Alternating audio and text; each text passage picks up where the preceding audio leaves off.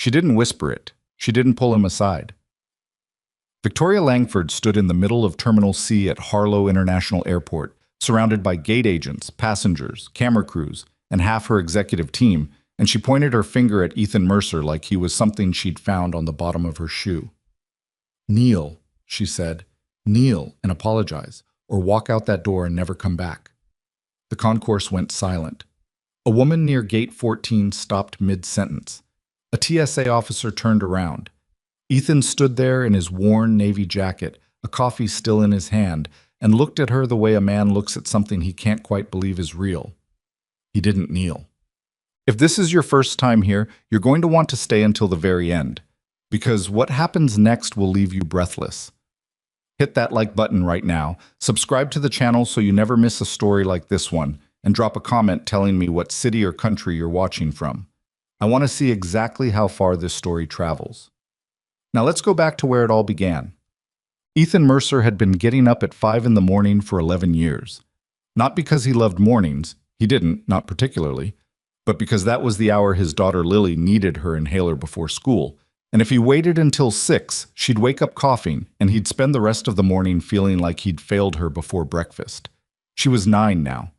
Brown hair, his mother's eyes, and a stubbornness that he suspected she'd inherited from both sides. She had a poster of the solar system above her bed and a collection of paper airplanes lined up on her windowsill that she and Ethan had folded together on Sunday night since she was 5. She liked planes. He'd never told her that some of them scared the hell out of him. Ethan was a federal aviation safety inspector, or had been, until 6 months ago when a budget restructuring had forced him out of the government position he'd held for 9 years. He'd landed at Continental Vantage Airlines as an independent certification consultant, which was the kind of job title that meant almost nothing to most people and everything to the industry. His role was simple in description, impossible in practice. He reviewed maintenance records, inspected aircraft, and either certified them as airworthy or didn't. No aircraft under his current contract with Continental Vantage could legally depart without passing through his process first. It was a quiet kind of power. He'd never thought of it that way. He thought of it as a responsibility. The morning of the incident, a Tuesday in late March, cold enough that the tarmac still had frost on it in the shadows, Ethan arrived at Harlow International at 6:42. He badged through the maintenance access gate, exchanged nods with 2 ground crew workers he recognized, and went straight to the hangar where Flight 881 was being prepped. Continental Vantage Flight 881 was a transatlantic departure, non-stop to Frankfurt, scheduled to push back at 9:15. It was carrying a full load, 218 passengers, mostly business class up front, economy packed tight in the back, plus 11 crew. Ethan had reviewed the preliminary records the night before, sitting at his kitchen table after Lily went to sleep. Something had nagged at him. Not an obvious problem, not the kind of thing that jumps off the page and shouts, more like a small inconsistency. A maintenance notation that referred to a landing gear inspection completed on March 3rd, signed off by a senior technician named Roy Calloway. But when Ethan cross-referenced the shift logs for that date, Calloway had been on approved leave. He hadn't been in the building. It could have been a clerical error. It happened. People made typos, misstated forms, logged things incorrectly. 9 times out of 10, that's all it was. But Ethan had built his entire career on being the one person who checks the 10th time. He pulled up the aircraft's physical inspection record when he reached the hangar. The plane, a wide body, about 7 years old, solid aircraft under normal circumstances, was sitting under the overhead lights while 2 mechanics moved around the wings. Ethan signed in, strapped on his flashlight, and started at the nose wheel. He found it 40 minutes later. Not dramatic. Not obvious. If you didn't know what you were looking for, you'd walk right past it. A hairline fracture along the inner housing of the portside main landing gear assembly. The kind of fracture that holds up fine on the ground. The kind that can propagate under the cyclical stress of a 6-hour transatlantic flight and a hard landing on a cold Frankfurt runway into something catastrophic. Ethan crouched down and looked at it for a long time. Then he stood up, took out his phone, and photographed it from 6 different angles. Then he walked to the inspection desk, sat down, opened the maintenance log, and started reading backward through every entry for this aircraft going back 4 months. By 8:15, he had a problem. The fracture was real. But more than that, The documentation around it was wrong in ways that weren't accidental. 3 separate maintenance inspections that should have caught this defect were listed as completed and signed off. 2 of the signatures were from technicians who, per the shift logs, weren't on duty when the inspection supposedly occurred. One was signed by Roy Calloway, the same man who'd been on leave the week before.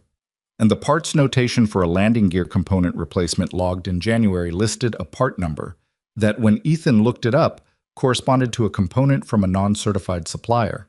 Not a gray market, exactly, but not the approved parts chain Continental Vantage was required to use under their operating certificate. He sat with that for a few minutes. Then he picked up his phone and called the maintenance supervisor on duty, a man named Gerald Pham. Gerald answered on the 3rd ring, already sounding like he was managing 4 things at once. "Gerald, it's Ethan Mercer. I'm down at Hangar 7 with Flight 881. Yeah, she's almost ready for push. We're on schedule." "She's not going," Ethan said, a pause. "Sorry?" "The aircraft isn't getting my certification this morning. There's a structural issue with the port landing gear, and I've got documentation problems I need to escalate before anything else happens." 881 stays on the ground. The silence on Gerald's end lasted about 4 seconds. Then, "Ethan, we've got 218 passengers checking in right now. We've got a 9:15 departure. You understand what a ground stop on this flight means at this hour?" "I do," Ethan said. "The aircraft doesn't fly." He hung up. What happened next moved fast in the way that airport emergencies always move. Not chaotically, but with a kind of accelerating seriousness, like a current picking up speed. Within 20 minutes, Gerald had called his director. His director had called operations. Operations had escalated to the vice president of fleet management, a sharp-eyed woman named Carla Simmons, who met Ethan in the maintenance office at 8:40 and looked at his photographs and his documentation cross-references without saying anything for a long moment. "These records look bad," she said finally. "They are bad," Ethan said. "This isn't a paperwork glitch, Carla. Someone logged inspections that didn't happen and signed names of people who weren't there. The fracture alone would have been a serious issue. The falsified records make this a federal matter." Carla exhaled through her nose.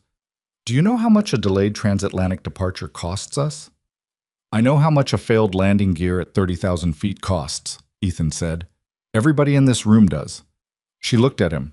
She was not a stupid woman, and he knew it. She'd been in aviation for 20 years.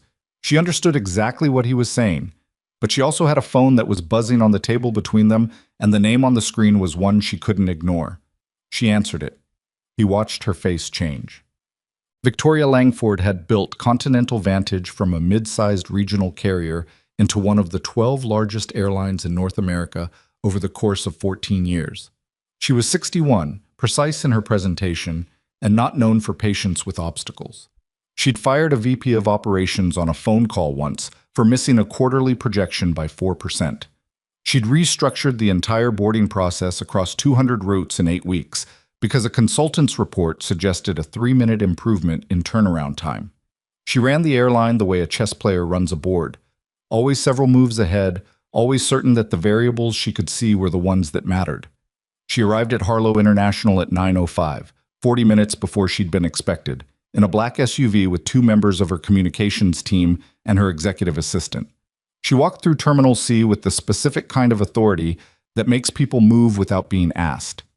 By 9:12, she was in the operations hub adjacent to the gate for Flight 881, and Carla Simmons was standing next to her, and the gate agents outside were dealing with 218 passengers who'd been told to step away from the boarding doors. Ethan was asked to come in. He came. Victoria looked at him from across the table. She was in a charcoal blazer and a white blouse, and she had the polished, slightly brittle quality of someone who had been very attractive at 40 and was now, at 61, more formidable than attractive and knew it. She looked at him the way she probably looked at budget projections that came in overestimate. "Mr. Mercer," she said, "I'm going to be very direct with you." "That'd be fine," Ethan said. "You have grounded one of our most important international routes based on what appears to be, from the documentation I've been shown, a minor notation irregularity and a surface condition on a component that our senior maintenance team has assessed as non-critical." Ethan blinked. "I'm sorry. Who assessed it as non-critical?" Our head of maintenance, Dennis Wu. Dennis Wu hasn't been to that hangar this morning. I've been there since 6:42. Nobody from your senior maintenance team has physically inspected that aircraft since I flagged it at 8:15. Victoria's expression didn't change. Mr. Mercer, I'm going to ask you to reconsider your position. Recertify this aircraft for departure, and we can discuss the documentation concerns through the appropriate internal channels. The appropriate channel for falsified maintenance records is the FAA, Ethan said, not an internal working group. The temperature in the room dropped. One of the communications people shifted their weight. I want to be clear about what I'm telling you, Victoria said. Your contract with Continental Vantage is renewable on a quarterly basis. We're 60 days from your next renewal period. I understand that. Then I hope you also understand that the position you're taking this morning has significant implications for your professional relationship with this airline. Ethan looked at her. He was 44, not tall, with the kind of tired around his eyes that comes from years of early mornings and the specific weight of raising a child alone. He was not a dramatic man. He did not make speeches, but he'd looked at that fracture in the landing gear for a long time that morning, and he'd thought about what the failure cascade would look like at landing. He'd done the math in his head the way he always did, the way he couldn't not do. I understand the implications just fine, he said. My answer is no. Flight 881 doesn't fly. Victoria leaned back.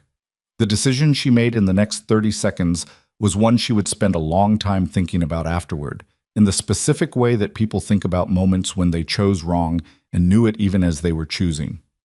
She stood up and walked out of the operations hub and into the gate area, where the passengers had been staged in a roped-off section near the windows, where 3 gate agents were managing questions and the noise level was climbing. Her communications team followed her. Carla Simmons followed her. And after a moment, Ethan followed too, because one of the agents had gestured for him to come. The gate area of Terminal C at Harlow International was not a small space. It was a wide, high-ceilinged concourse with floor-to-ceiling windows looking out onto the tarmac, connected to the broader terminal flow where people moved in steady streams on their way to other gates. There were passengers everywhere. There were airline staff everywhere.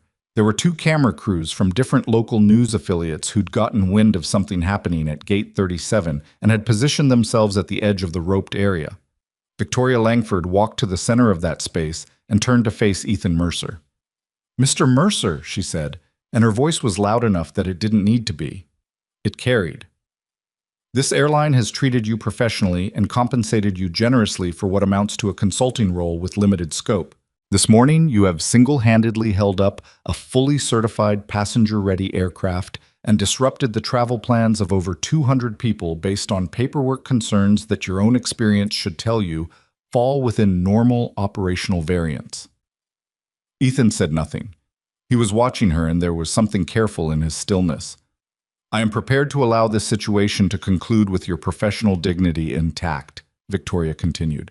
But I need you to acknowledge here and now, in front of these passengers and this team, that your judgment this morning was an error. I need you to apologize for the disruption you've caused. And I would ask, as a condition of that resolution, that you do so sincerely. She let a beat pass. Kneel, she said. Kneel and apologize, and we put this behind us. The concourse went quiet in the way a room goes quiet when something happens that people are not sure they witnessed correctly.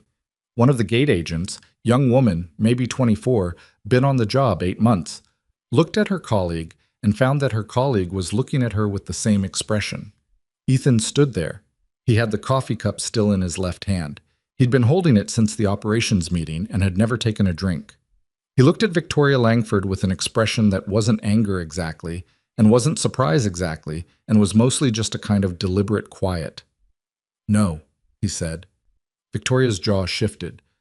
Mr. Mercer, I'm not going to do that, he said. I'm also not going to recertify that aircraft. And as of right now, I'm terminating my contract with Continental Vantage. He said it without theater, just the flat, clear shape of it. I'll submit the formal documentation within the hour. But you should know, and I want everyone in this concourse to hear this, since that seems to be how we're doing things today, that without my active certification authority, every aircraft on your current operational queue that's pending my sign-off is grounded. Not by me anymore. By the legal structure of your operating certificate. I don't have to do anything else. I just have to leave. He set the coffee cup down on the edge of the gate agent's podium. He looked at Victoria Langford for one more second. Then he turned and walked toward the terminal exit. The camera operators, who had been recording since Victoria started talking, tracked him the entire way.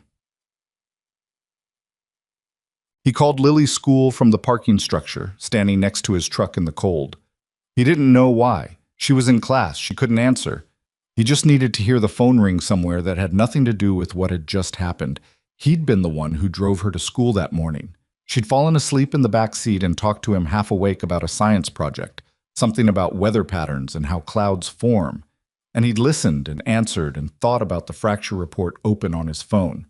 He hadn't told her about any of it, obviously. She was 9. She knew he worked with airplanes, and she thought that was cool, and he wanted it to stay that way for as long as possible. He sat in his truck for a while. His phone started ringing. The first call was from a number he didn't recognize. Then another. Then a text from his former FAA supervisor, a man named Tom Bryce who'd been retired for 2 years, that said, "I'm seeing something on the news. Call me." Then a call from a journalist whose name he recognized from an aviation safety beat he'd followed for years. Then a call from a blocked number. He turned the phone over and put it face down on the passenger seat. He thought about the fracture, the way it ran along the inner housing, barely visible without the right light and the right angle, the way it would have held through the takeoff, probably through the cruise altitude. The stress loads on landing, the hard jolt of a commercial aircraft meeting a runway at speed, the weight transfer, the hydraulic compression, that's where it would have gone. That's where the numbers went bad.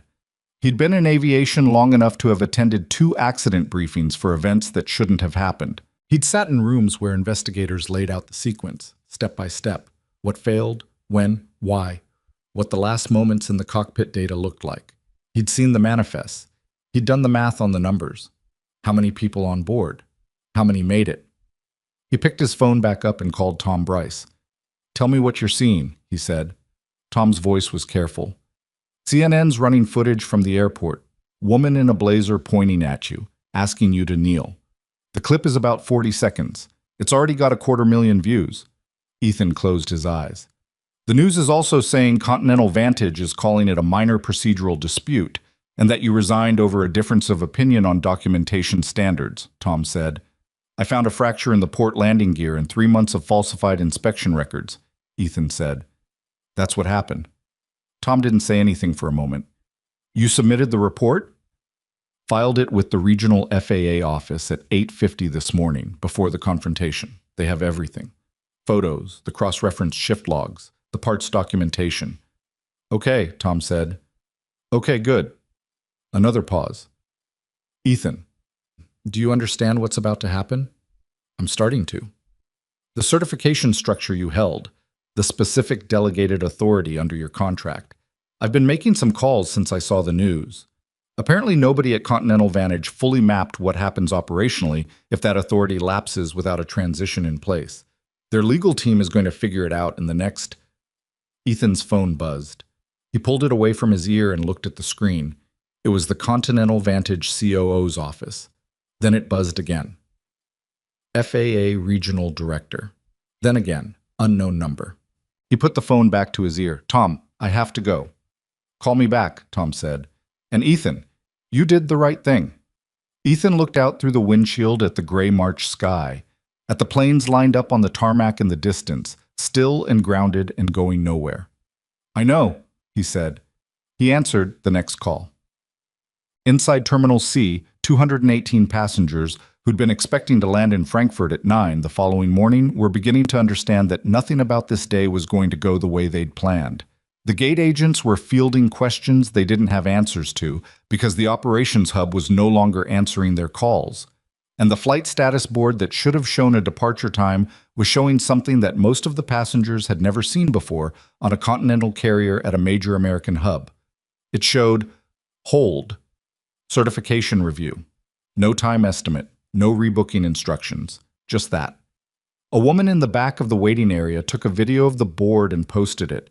It got 3,000 shares in the first hour.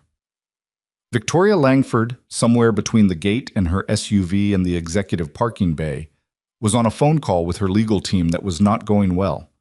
And in Hangar 7, Under the cold overhead lights, Flight 881 sat exactly where Ethan had left it.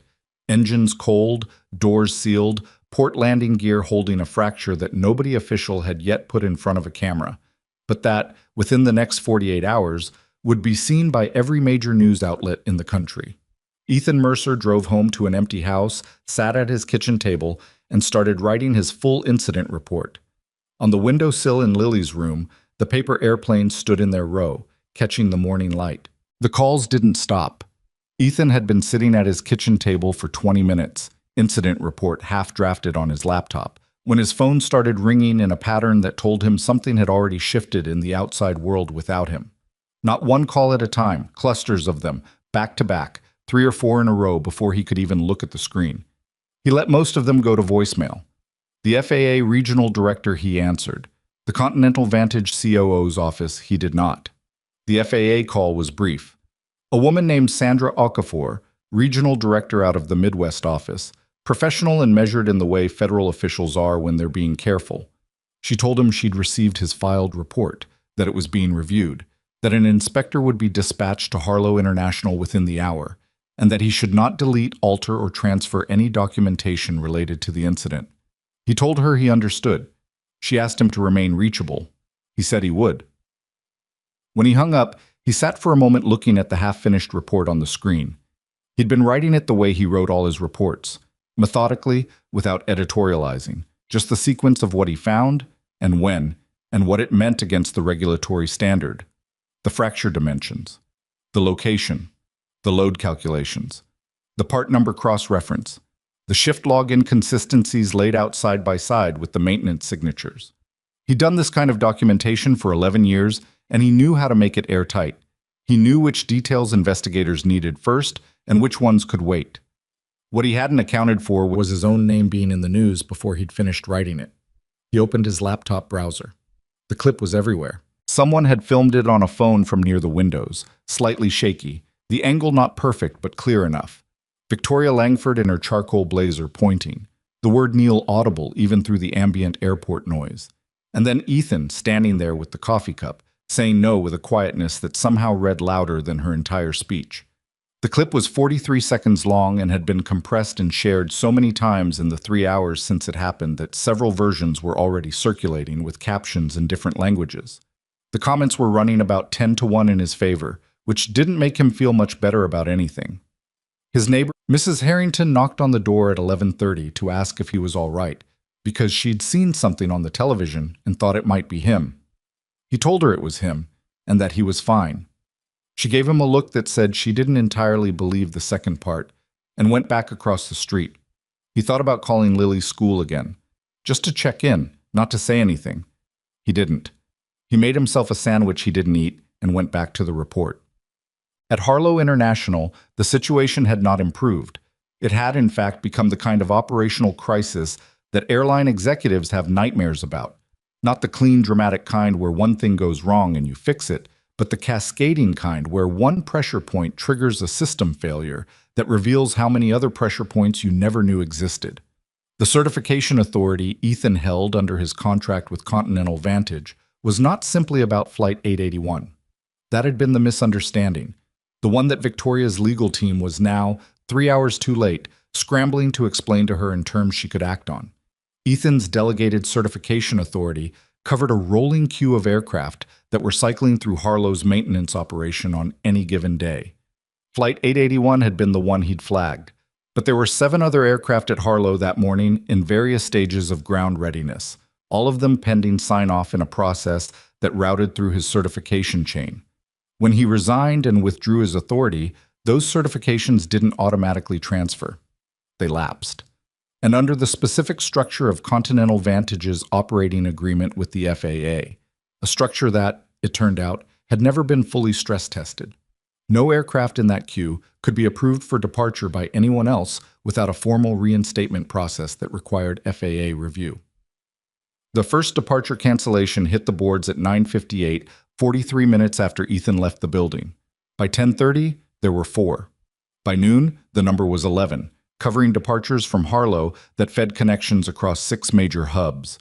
Gate agents who had been managing one frustrated crowd of passengers were now managing 3.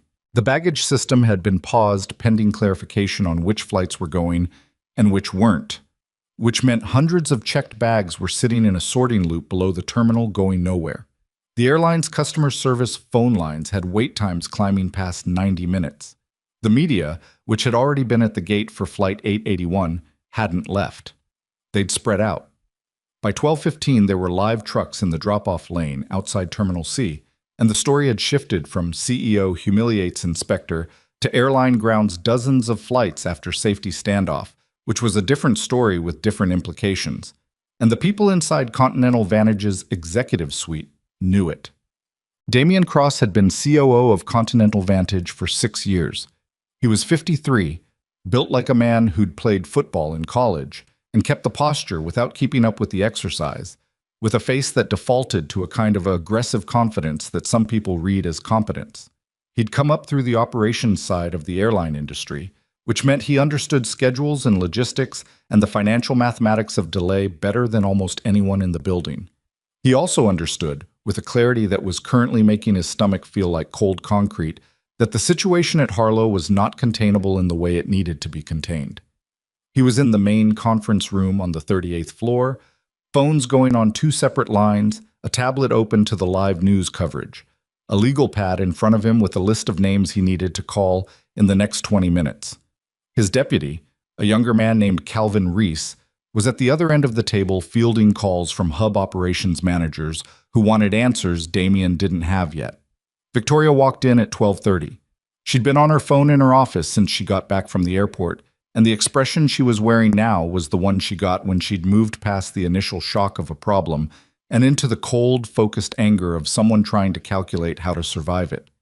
She sat down across from Damien and looked at him for a moment without speaking. "Walk me through it," she said. "The certification structure. All of it." Damien leaned forward.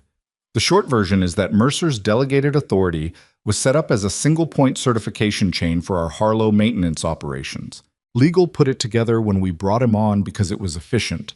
One certified authority for the whole queue rather than managing multiple sign-off chains. Nobody flagged the dependency risk. Nobody flagged the dependency risk, Victoria repeated. It was a cost structure decision. It made sense at the time. Damien, 11 flights are down. We have passengers in 3 terminals. CNN is running this live. She didn't raise her voice. She almost never did. What does legal say about timeline to restore certification? Minimum 48 hours to get an FAA-approved replacement authority in place. Possibly 72 if the regional office decides to review our entire operating queue given the... He paused. Given the report Mercer filed this morning. Victoria was quiet. How bad is the report? Damien picked up a pen and set it back down. I haven't read it in full.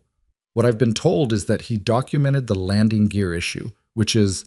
Look, I'm not going to tell you the fracture isn't there because it is, and the inspectors they sent this morning confirmed it. That part of his report is solid. And the rest? The maintenance record documentation. Damien's voice flattened slightly. There are some inconsistencies in the paperwork going back to January. Some of it has to do with how sign-offs were processed during a period when we were running understaffed in the maintenance bay. The scheduling system. Stop. Victoria looked at him. Are the inconsistencies what Mercer says they are? Falsified records? Unauthorized parts? Damien held her gaze for a beat too long. I think the situation is more nuanced than how he's characterized it. That's not an answer. There were shortcuts taken during the Q4 staffing crunch. Some of the documentation processes were compressed in ways that, who approved the shortcuts? He didn't say anything. Victoria leaned forward. Damien, I need to know right now before the FAA sits down with us. Who approved the maintenance shortcuts? It was a judgment call at the operational level, he said. I was briefed on the staffing pressures. I may have authorized some flexibility in the documentation turnaround protocols. I didn't know about... He stopped himself. I wasn't aware the part sourcing had changed. But you knew the records were being compressed. He looked at the table. Victoria sat back. She looked at Calvin Reese, who had stopped writing and was staring at his legal pad with the concentration of a man who very much wanted to not be in this room. She looked at the live news coverage on the tablet, where a reporter was standing in front of the flight status board at Harlow with the hold, certification review banner behind her, and the chyron at the bottom of the screen read, Continental Vantage. Inspector claims safety records falsified. Airline dismisses concerns. Get me outside counsel, she said to Calvin. Not the in-house team. Outside. And tell communications to prepare a statement that says absolutely nothing until I've spoken to legal. Calvin nodded and left the room. Victoria looked at Damien. You need to get ahead of this. I'm working on it, he said. Get ahead of it publicly. I need a face on camera saying that we take safety seriously, that we're cooperating fully with the FAA, and that this situation is the result of one rogue inspector overstepping his authority. Damien straightened. I can do that. Make sure you're clean when you do, she said. Because if the FAA finds what Mercer says they'll find, I'm not in a position to protect you. She said it without warmth, which was the most honest thing she'd said to him in months. The press conference happened at 2 o'clock in the Continental Vantage executive lobby, under the glass atrium with the airline's logo on the wall behind him. Damien Cross stood at the podium in a dark suit and spoke for 12 minutes with the controlled confidence of someone who has done this before and knows the camera requires stillness. He said the airline was cooperating fully with the FAA review. He said passenger safety was the company's highest priority. He used the phrase uncompromising commitment twice, and that the operational disruptions at Harlow were being resolved as quickly as possible. He said the airline believed the grounded aircraft would receive appropriate clearance once the review process was complete. And then he said this. This situation arose from a single consultant who, for reasons I won't speculate on, chose to take a personal grievance public in a way that was disruptive to our passengers and harmful to our operations. We believe the safety concerns he raised will be found to be within normal operational parameters. We also believe his conduct this morning, including his decision to make his resignation a public spectacle at the expense of 218 passengers, reflects a fundamental misunderstanding of his role. 3 reporters asked follow-up questions. Damien deflected all 3 with variants of, "We're cooperating with the review, and I'm not going to get into specifics while the process is ongoing. It was a competent performance. It looked solid in the moment. It lasted about 4 hours." The thing about Ethan Mercer that Continental Vantage's communications team did not fully appreciate until it was too late was that he was not, in the industry, an unknown quantity. He was not a YouTube personality or a social media presence, or someone whose profile had been built by the clip. He was something more durable, and in the current situation, more dangerous. He was respected. Quietly, without fanfare, in the specific way that people who've been doing hard technical work for a long time are respected by the people who work alongside them. His 9 years with the FAA had included 2 investigations that contributed to national safety directives. He'd been a contributing author on a technical white paper on landing gear fatigue protocols that was still used in industry training. He'd testified before a Congressional Aviation Subcommittee once, 3 years ago, on maintenance documentation standards. Not as a critic, just as an expert witness, explaining how the systems worked. People in the industry knew his name. By 3 o'clock on Tuesday afternoon, several of them had said so on the record. The first was a former NTSB investigator named Patricia Huang, who told a reporter from the Aviation Safety Monitor that Ethan Mercer was one of the most methodical certification professionals I've encountered in 30 years, and that his willingness to ground an aircraft was not the behavior of someone with a personal grievance. It's the behavior of someone who found something real. The interview was published online at 3:12 and had been shared 6,000 times by 4 o'clock. The second was a professor from a major aeronautical engineering program who appeared on a cable news segment at 3:45 and explained, with the patient clarity of someone used to talking to non-specialists, exactly what a portside landing gear fracture meant under transatlantic flight stress loads. He used the word catastrophic twice and was asked to clarify both times and said yes. He meant it literally, both times. The third was Tom Bryce, Ethan's former FAA supervisor, who didn't give a formal interview but posted a statement on a professional aviation forum that was brief and specific. I worked with Ethan Mercer for 9 years. He does not make mistakes on structural defects. If he flagged it, it was real. The post was shared 2,000 times before dinner. Damien Cross, watching the coverage from his office, called his communications director and said 4 words, "Contain this by tonight." His communications director said he'd try. The communications director was a pragmatic woman named Jenna Park, who had been in crisis PR for 16 years, and she knew, even as she said she'd try, that you cannot outmessage a structural defect confirmed by federal inspectors. You can spin process. You can reframe intent. You can manage optics around judgment calls and gray areas. You cannot make a cracked landing gear not exist after investigators have photographed it. The math doesn't work. She called her contact at the FAA regional office, not for comment, just to read the temperature. The FAA contact was not available. His assistant said he was in a meeting that had been going since 1:30. Jenna Park put the phone down and started drafting a revised statement for the morning. The FAA inspection team had arrived at Hangar 7 at 11:20 that morning, 4 inspectors with equipment and authorization, and they'd been working through the afternoon in the quiet, serious way federal aviation inspectors work, when they know the press is outside and the results will matter. They didn't rush. They didn't take shortcuts. They went through every component of the portside landing gear assembly, and then, because the documentation issues Ethan had flagged opened a broader question, they began pulling records going back 6 months.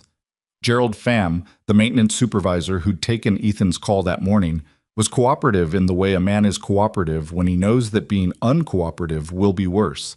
He answered every question. He pulled every record they asked for.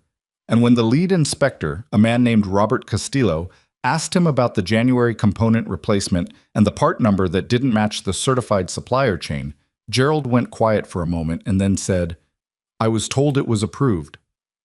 "Told by who?" Castillo asked. Gerald looked at the floor. "My understanding was it came down from operations." "From who specifically in operations?" Gerald picked up a pen and set it down. "I'd have to check the email chain," he said. Castillo said that would be fine. He'd wait.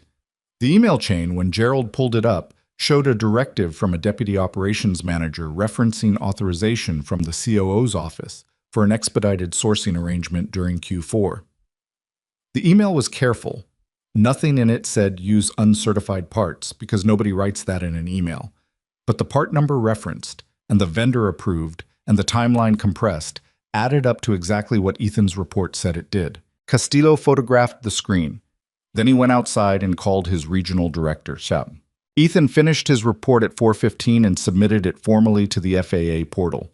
It was 31 pages, including the photographic documentation, which was more than his standard reports by about 10 pages. But the situation was not standard, and he wanted nothing left out. He was making coffee, real coffee, not the airport cup he'd never drunk, when his phone rang and the screen said, "Lily, school." He answered immediately. "Hello? Mr. Mercer?" The voice was the school secretary, Carol, who he'd spoken to enough times over the years that he recognized her without needing the introduction. "Lily's fine. I just want you to know that. But we've had a couple of reporters call the school asking about me." "Yes, sir. We didn't tell them anything, and we won't. But I thought you should know." "Thank you, Carol." He exhaled. "I'll come pick her up early. Is that all right?" "Of course, she can wait in the office." He put his jacket back on and grabbed his keys. On the way to the car, he checked his voicemail. 14 messages. One of them was from a number he didn't recognize, a New York area code, and the message was from a producer at a major national morning news program asking if he'd be willing to do an interview. He deleted it. One message was from a retired colleague named Frank Daly, who'd worked maintenance certification at a different carrier for 20 years. Frank's message was 3 sentences. "Heard about what you did, saw what they said about you on the news. You did the right thing, and they know it." Ethan listened to that one twice. Then he drove to get Lily. She came out of the school office with her backpack and her lunchbox, and that slightly wary look she got when the adults around her were acting like something was happening but not telling her what. She was 9, which meant she understood more than people gave her credit for, and slightly less than she thought she did. "Why are you picking me up early?" she asked, climbing into the back seat. "Just thought we'd have more time together," he said. She looked at him. "You seem weird." "I had a long morning." "Did something happen at work?" He started the car. "Sort of, yeah." "Did you get in trouble?" He glanced at her in the rearview mirror. She was watching him with those dark eyes that always made him feel like she was evaluating him against some internal standard. "No," he said. "I didn't get in trouble. The right thing and the easy thing were different today, and I picked the right thing. She thought about that for a moment. That's what you always tell me to do. Yeah, he said. I know. So what happens now? He pulled out of the school lot and onto the street. The sky had cleared since morning. The afternoon light was going flat and gold. He didn't have a clean answer for her, and he wasn't going to pretend he did. I'm not sure yet, he said honestly. She accepted that. She looked out the window at the passing street. After a minute, she said, Can we make paper airplanes tonight? He felt something loosen in his chest. Yeah, he said. We can do that. She nodded, satisfied, and pulled out a book from her backpack. She read for the rest of the drive with the easy confidence of a child who'd just settled the most important question of the afternoon. By 6 o'clock that evening, the story had moved past the CEO humiliates worker frame and into something that the networks were calling, with varying degrees of accuracy, an aviation safety crisis. The number of grounded flights had stabilized at 14, not because the problem had been resolved, but because the FAA had clarified which aircraft in Continental Vantage's Harlow queue were affected and which had separate certification channels. Passengers were being rebooked. Hotels near the airport were filling up. The airline's rebooking app had crashed twice. A senior aviation correspondent for one of the major networks did a 7-minute segment at 6:30 that explained, in the kind of slow, careful television language that reaches people who aren't following the aviation trade press, what a landing gear fracture means and what falsified maintenance records mean, and why those two things together, on an aircraft carrying 218 people across the Atlantic, were not a paperwork dispute. She ended the segment by putting Damian Cross's press conference quote on the screen, a fundamental misunderstanding of his role, and letting it sit there for a few seconds without comment. The silence was more effective than anything she could have said. Damian Cross, watching in his office, called his personal attorney at 6:32. He said he needed to talk. His attorney said, "Come in tomorrow morning." Damian said he needed to talk tonight. His attorney said to come in at 8. Victoria Langford did not watch the 6 o'clock news. She was in a call with her board chair, a man named Henry Aldrich, who was 70 years old, who had been chair through 2 recessions and one major safety incident 12 years ago that had nearly ended the airline, and who spoke in the deliberate, unhurried way of someone who has learned that panic accomplishes nothing. He listened to her summary of the day for 4 minutes without interrupting. Then he said, "What does our legal exposure look like on the maintenance records?" "Outside counsel is reviewing tonight," she said. "Is Damian exposed?" She paused. "Potentially. Is the airline exposed?" "The authorization chain goes through operations. How far up it reaches?" She stopped. "We're still mapping it." "Victoria," his voice was calm, "I'm going to ask you one question, and I need a straight answer. Not a careful answer, a straight one." "All right." "Was Mercer right?" She was quiet for 3 seconds. "About the landing gear, yes," she said. "The inspectors confirmed it this afternoon. About the records, we're still establishing the full scope." "But substantially?" Another beat. "Substantially, yes." Henry Aldrich made a sound that wasn't quite a sigh. "Then you have a problem that's bigger than the news cycle," he said. "And you know what it is?" She did. She'd known it since she'd watched Ethan walk away across the concourse with the cameras tracking him, and something in the stillness of how he moved had told her, in a way her legal team's framing hadn't, that she'd gotten this badly wrong. "I'll call you tomorrow morning," she said. "Before the markets open," he said. "Not after."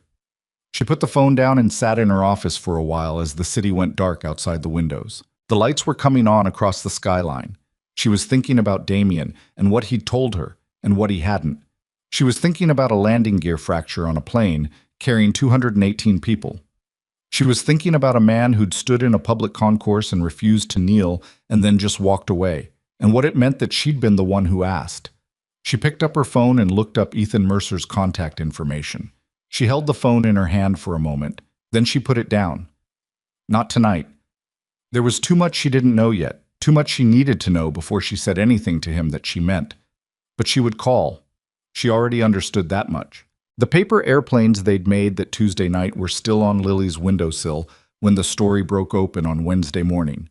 Ethan had stayed up until almost midnight, finishing the supplemental documentation the FAA had requested. Additional cross-references on the part sourcing chain, a timeline of the maintenance entries against the shift logs, a written summary of his inspection methodology for the landing gear assessment. He'd sent the last file at 11:47, made himself eat half a bowl of cereal standing at the kitchen counter, and gone to bed without checking the news again. He'd learned a long time ago that reading about yourself on the internet late at night was a reliable way to feel worse about everything without gaining any useful information. He slept badly anyway. Lily was up at 5 with the inhaler, and then back to sleep, and then up again at 6:45 for school with the specific morning energy of a 9-year-old who'd rested well and wanted to talk about cloud formation before he'd had coffee. He listened. He answered. He drove her to school on the same route they always took, past the gas station and the park, with the broken swing that the city had been promising to fix for 2 years.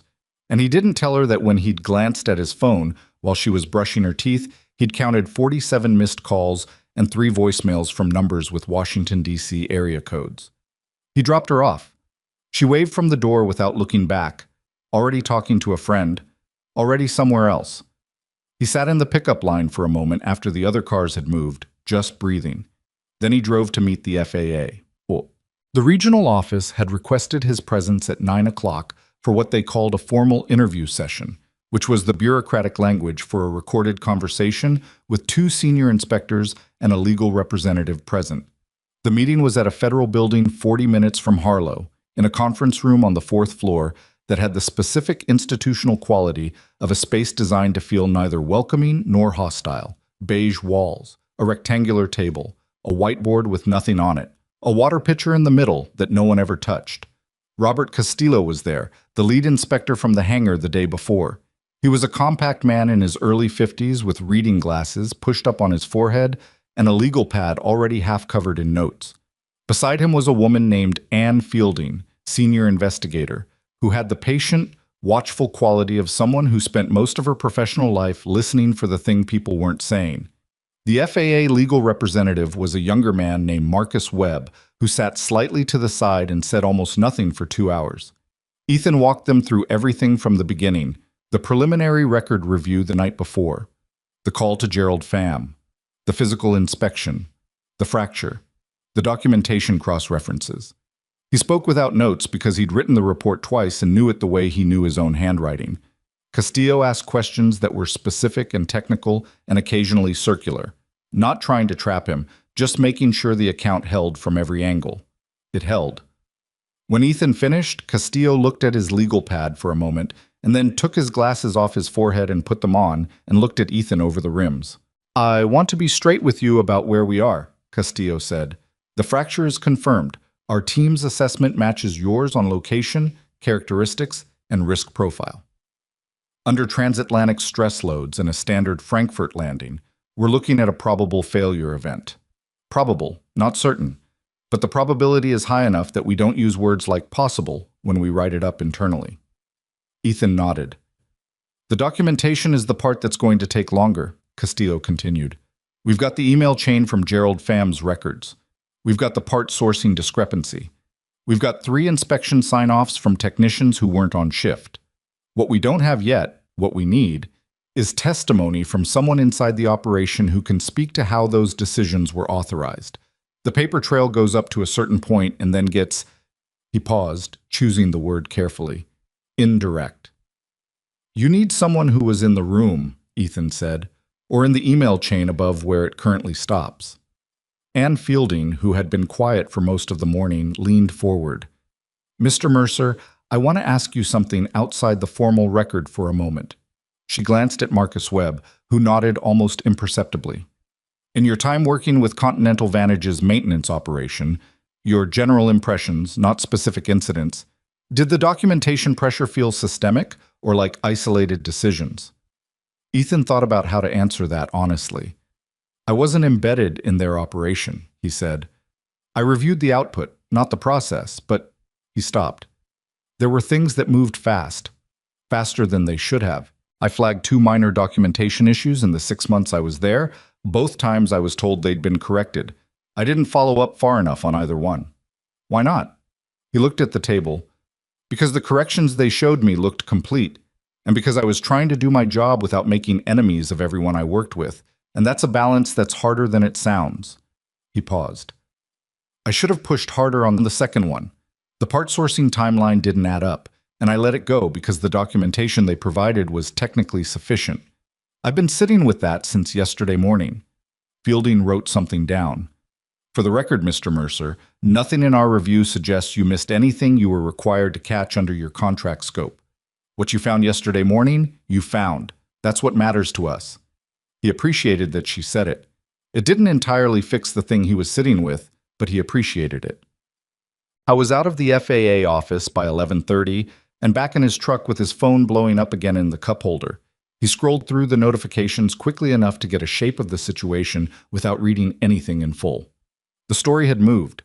There were multiple outlets now running with details from the FAA inspection, details he hadn't given anyone, which meant either someone inside the regional office had talked, or Continental Vantage's own people were leaking, or both. The phrase falsified maintenance records was in 3 separate headlines. So was Damian Cross's name, attached to a report from a political journalist who covered federal investigations and had apparently started making calls the previous evening. There was also a piece on a long-form news site that someone had forwarded to him via text. His old college roommate, of all people, who he hadn't spoken to in 8 months, headlined, "Who is Ethan Mercer?" The safety inspector who wouldn't kneel. He didn't read it. He wasn't ready to read someone else's version of his own life. He called Tom Bryce instead. Tom answered on the first ring, which meant he'd been waiting. "How'd it go?" "Fine," Ethan said. "They're serious. Castillo knows what he's doing." "I know Castillo. He's solid. What are they saying about timeline?" "They want the testimony piece closed before they go public with findings. Someone inside the maintenance chain needs to give them the authorization path above Gerald's level." Tom made a sound that wasn't quite a word. "And nobody's talking yet?" "Not as of this morning." "Someone will," Tom said. Situations like this, when the federal investigation is already running and the press is already there, someone always talks. The question is whether they talk on their terms or after they've been cornered. Ethan stared through the windshield at the parking structure wall. "I keep thinking about the mechanic who did the actual replacement work in January," he said. "Whoever signed off on installing that component knew what they were installing. They had the part number in front of them. They had the supplier documentation. They either flagged it and got overruled, or they didn't flag it and knew why." "Yeah," Tom said. "That person is probably having a very rough week. I don't want them prosecuted for doing what they were told to do." "That's not your call." "I know," Ethan said. "I know it's not." He drove home and made a real lunch for the first time in 2 days and sat at the kitchen table and ate it without doing anything else. Just ate. The house was very quiet at midday. He could hear the refrigerator and a car going past outside and nothing else. He thought about the fracture, the way it had looked in the beam of his flashlight. A thin, dark line running against the grain of the housing, so precise it could almost have been a drawn mark. He'd taken the first photograph and then crouched there for a moment without moving, just looking at it, doing the math in his head about what it meant. He did that with every significant find. Let the reality of it settle before the protocol kicked in. Because once the protocol kicked in, it became a report, a process, a chain of action. And for a few seconds before that, it was just a fact, sitting in front of him with all its weight. A cracked landing gear. A falsified record. 218 people who'd checked in that morning, expecting to eat bad airplane food over the Atlantic and land in Frankfurt for meetings or vacations or to see family they hadn't seen in too long. He'd sat with that for about 30 seconds in the hangar. Then he'd stood up and started photographing. He didn't think he'd made a hard choice. He thought he'd made the only choice available to someone who understood what they were looking at. But he understood now, sitting in his quiet kitchen on a Wednesday afternoon, that not everyone would have done what he did. That some people would have looked at the fracture and looked at the morning schedule and looked at the career math and decided that the documentation question could be handled separately after the flight departed, quietly, through channels. He'd known people in the industry who would have done exactly that. He didn't think they were bad people. He thought they were people who'd made a different calculation, and he thought the distance between his calculation and theirs was probably not as wide as it felt from his side. That was the part that stuck with him. The mechanic's name was Dennis Farrow. He was 41 years old, third-generation aviation maintenance, had worked for Continental Vantage for 8 years after a decade at a regional carrier in the Southeast. He had 2 kids, a 14-year-old and an 11-year-old, and a mortgage on a house in a suburb 40 minutes from Harlow that he'd bought 3 years ago when the promotion to senior technician came through. He was not the kind of man who appeared in news stories. He was the kind of man who showed up at 5:30 in the morning, did his work, went home, coached his son's soccer team on Saturdays, and didn't think about himself as someone with a role in large events. He'd thought about quitting in January. When the directive came down about the sourcing arrangement and the compressed timeline and the sign-offs that needed to happen before the end of the quarter, he'd stood in the maintenance bay looking at a part number that didn't match the approved supplier chain and asked his shift supervisor what they were supposed to do about that. And his shift supervisor, a man named Ray, who'd been doing this longer than Dennis and who looked tired in a way that had become permanent, had said the authorization had come down from operations and it was handled. Dennis had looked at the part number for another moment. Then he'd installed the component. He'd told himself it was probably fine, that the part was probably equivalent, that the authorization chain above him probably knew something he didn't about the sourcing arrangement. He told himself a lot of things in January, standing in the hangar at 6 in the morning with a quota to meet and a shift supervisor telling him it was authorized, and most of those things had temporarily worked. They stopped working Tuesday morning when he watched the news from his truck in the employee parking lot and saw Ethan Mercer's name and saw the words portside landing gear and understood immediately what aircraft they were talking about. He'd sat in his truck for 40 minutes. He'd been late to his shift. He'd made it through the day by not thinking about it directly, the way you can sometimes not look directly at a bright light. By Wednesday morning, the FAA inspectors had been in the building for 20 hours and had already spoken to Gerald Pham and 2 other technicians. Dennis knew they were working the chain. He knew it was only a matter of time. He called his wife at 9 in the morning and told her he needed to talk to someone. She said she'd call her cousin who was a paralegal. He said that wasn't quite what he needed. She said, "What do you need?" He said he didn't know exactly, but that he'd done something in January that he'd been telling himself was okay, and it wasn't, and he needed to figure out what to do about it. She was quiet for a long moment on the other end of the line. "Did someone get hurt?" she asked. "No," he said, "but they could have." Another silence. "Then you know what you need to do," she said. He did. He'd known since Tuesday morning in the parking lot. He just hadn't been ready to say it out loud until now. He asked to speak to the FAA investigators at 10:30 that morning. Robert Castillo and Ann Fielding sat across from Dennis Farrow in a small room off the main maintenance office, a space normally used for shift briefings, with a folding table and 4 chairs and a recording device that Castillo placed in the center of the table and identified for the record before they began. Dennis had declined to wait for a lawyer, which Castillo noted and did not push on. He'd seen this before.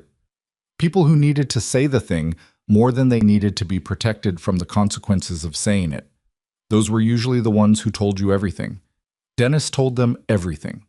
He walked through the January timeline from the beginning, the directive that had come down, the part number discrepancy, the conversation with Ray, the authorization he'd been told was in place. He explained how the documentation had worked, the sign-offs that were processed after the fact, the way the inspection records were logged as complete before the physical inspections had occurred, because the operations directive had set a timeline that the documentation process couldn't physically meet, and the solution chosen was to reverse the sequence. Do the work, log the inspection, sign off a date that predated the actual completion. "Was that standard practice?" Fielding asked.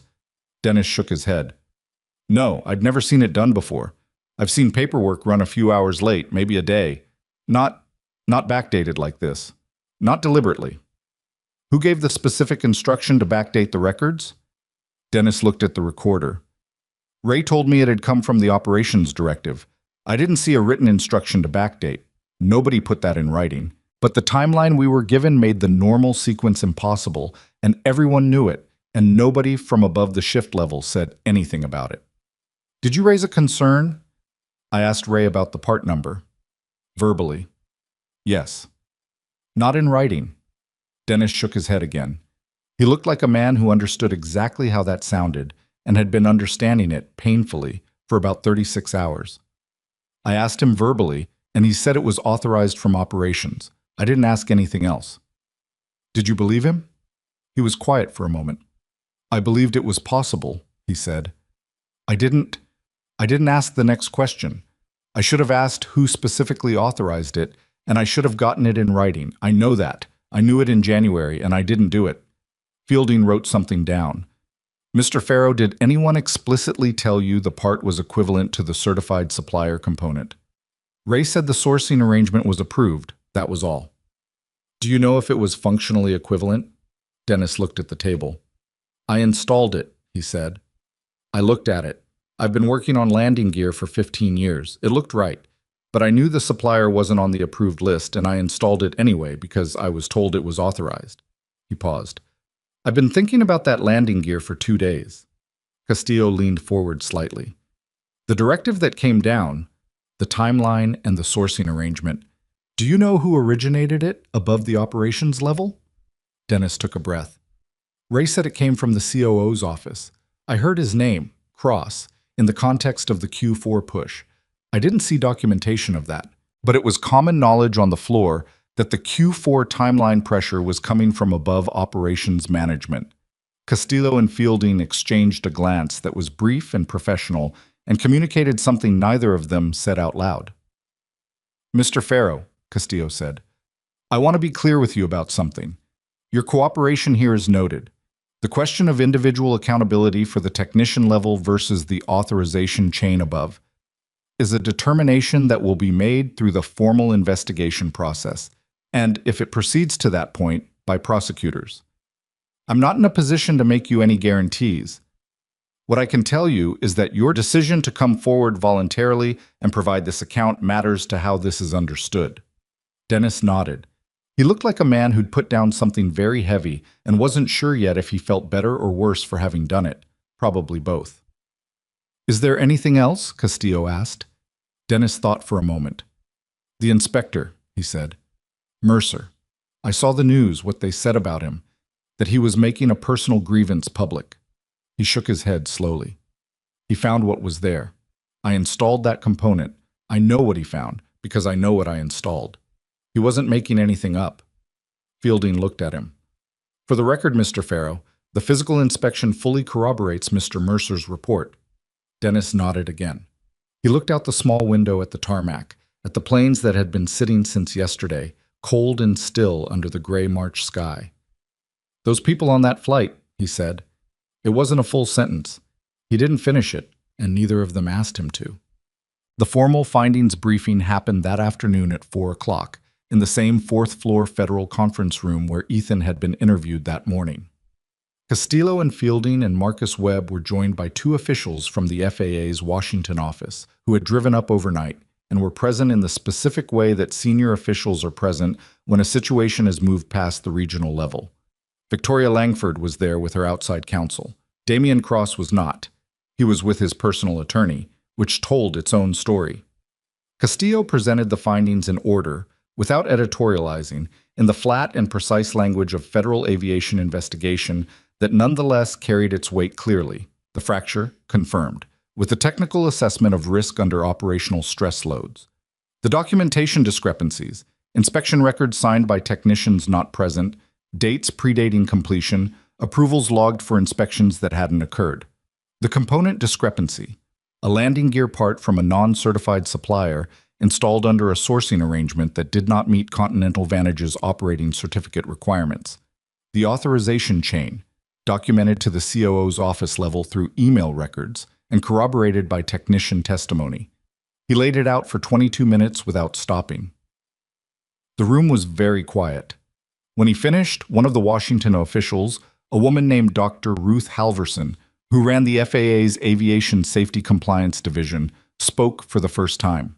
She had white hair and reading glasses and the unhurried manner of someone who had been doing this work for 3 decades and had stopped being surprised by anything. Ms. Longford, she said, I want to be direct with you about what this means going forward.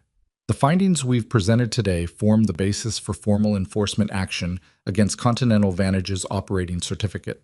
The specific scope of that action will depend on what your organization provides to us voluntarily in the next 48 hours. But I want you to understand clearly that the question of whether enforcement proceeds is not in doubt. The question is what shape it takes. Victoria's outside counsel, a man named Paul Stringer who had handled aviation regulatory matters for 30 years, leaned forward to respond. Victoria put her hand on his arm, briefly, just to stop him. I understand, she said. She was looking at Halverson, not at Stringer. What do you need from us? Halverson listed 4 things: a complete audit of all maintenance records going back 18 months across Continental Vantage's Harlow operation, full access to the authorization chain documentation above the operations management level, a voluntary grounding of all aircraft in the affected maintenance queue pending independent certification review, and a written acknowledgement of the findings submitted to the FAA within 24 hours.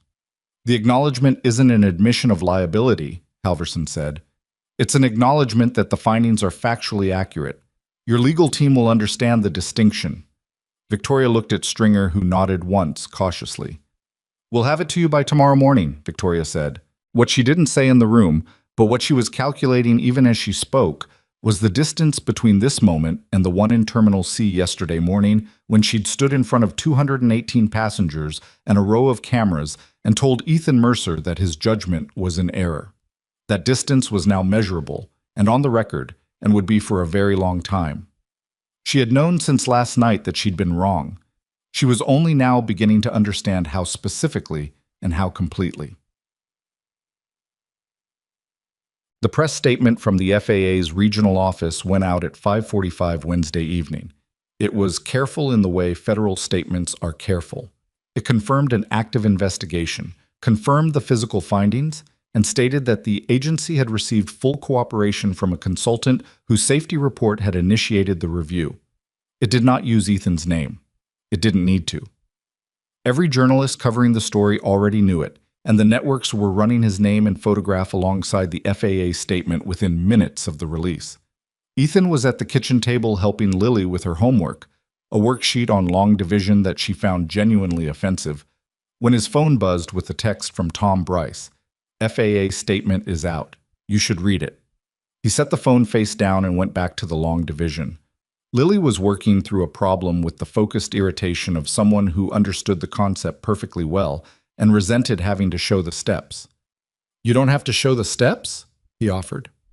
You do, she said. Mrs. Aldrin says if you don't show the steps, she doesn't know you actually understand it. Mrs. Aldrin's right, he said. Lily looked at him sideways. You always agree with the teacher. Teachers are usually right about the things they're right about. She wrote something down with more force than was strictly necessary. What about when they're wrong? Then you still show the steps, he said. Politely. She considered this. Then she went back to the worksheet. He watched her work and didn't pick up his phone. The FAA statement could wait. The news coverage could wait. His daughter's long division could not. At 6:30, while Lily ate dinner and watched 20 minutes of television that he permitted on school nights without guilt, Ethan sat in the hallway outside her room and finally read through the coverage. The FAA statement, the follow-up pieces on the maintenance findings, a short piece from the Aviation Safety Monitor that included a quote from Patricia Huang calling the confirmation of Ethan's report exactly what the independent certification system is designed to produce. A longer piece from a national outlet that had obtained, through sources it didn't name, some of the substance of Dennis Farrow's testimony, not the specific quotes, but the shape of it, the authorization chain leading upward. And then he found the Continental Vantage statement, posted at 6:15. It was 3 paragraphs. The first said the airline acknowledged the FAA's findings and was cooperating fully with the investigation. The second said Continental Vantage was committed to the highest safety standards and was conducting an internal review. The third was the one he read twice.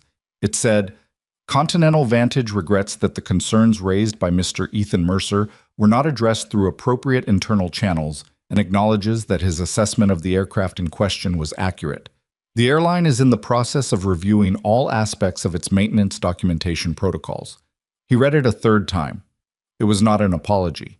It was a legal statement constructed to acknowledge enough of the truth to demonstrate cooperation without admitting to a degree of fault that would complicate the litigation that was certainly coming. He understood that. He'd been around corporate communications long enough to read it for what it was. But somewhere inside the careful language was a fact that mattered to him, not as a legal point, but as a simple human truth. They'd said he was right. On the record. In a statement with the Continental Vantage logo on it. He thought about standing in that concourse. The camera. Victoria Langford's voice carrying across the gate area, the coffee cup in his hand. The 218 passengers in the background who didn't know yet that the man she was asking to kneel was the same man who'd spent 40 minutes on his knees that morning looking at the underside of their airplane.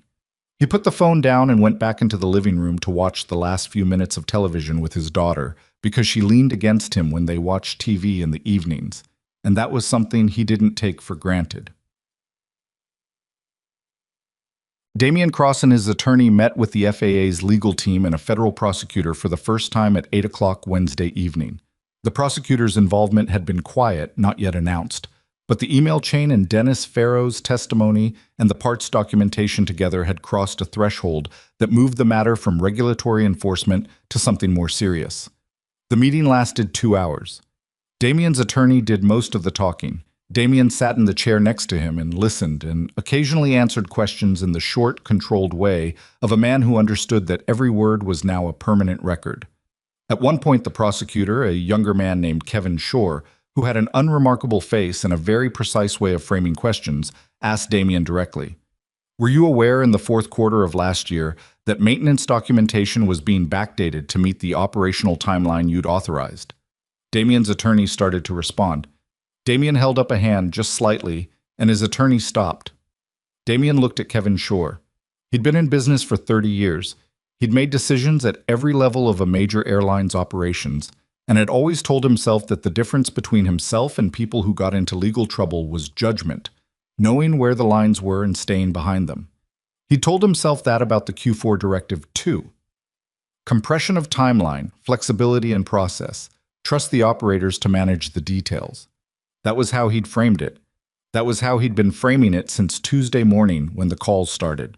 He sat in that conference room at 8 in the evening, 2 days after a federal inspector had confirmed a cracked landing gear on a plane carrying 218 people, and he thought about how he'd framed it.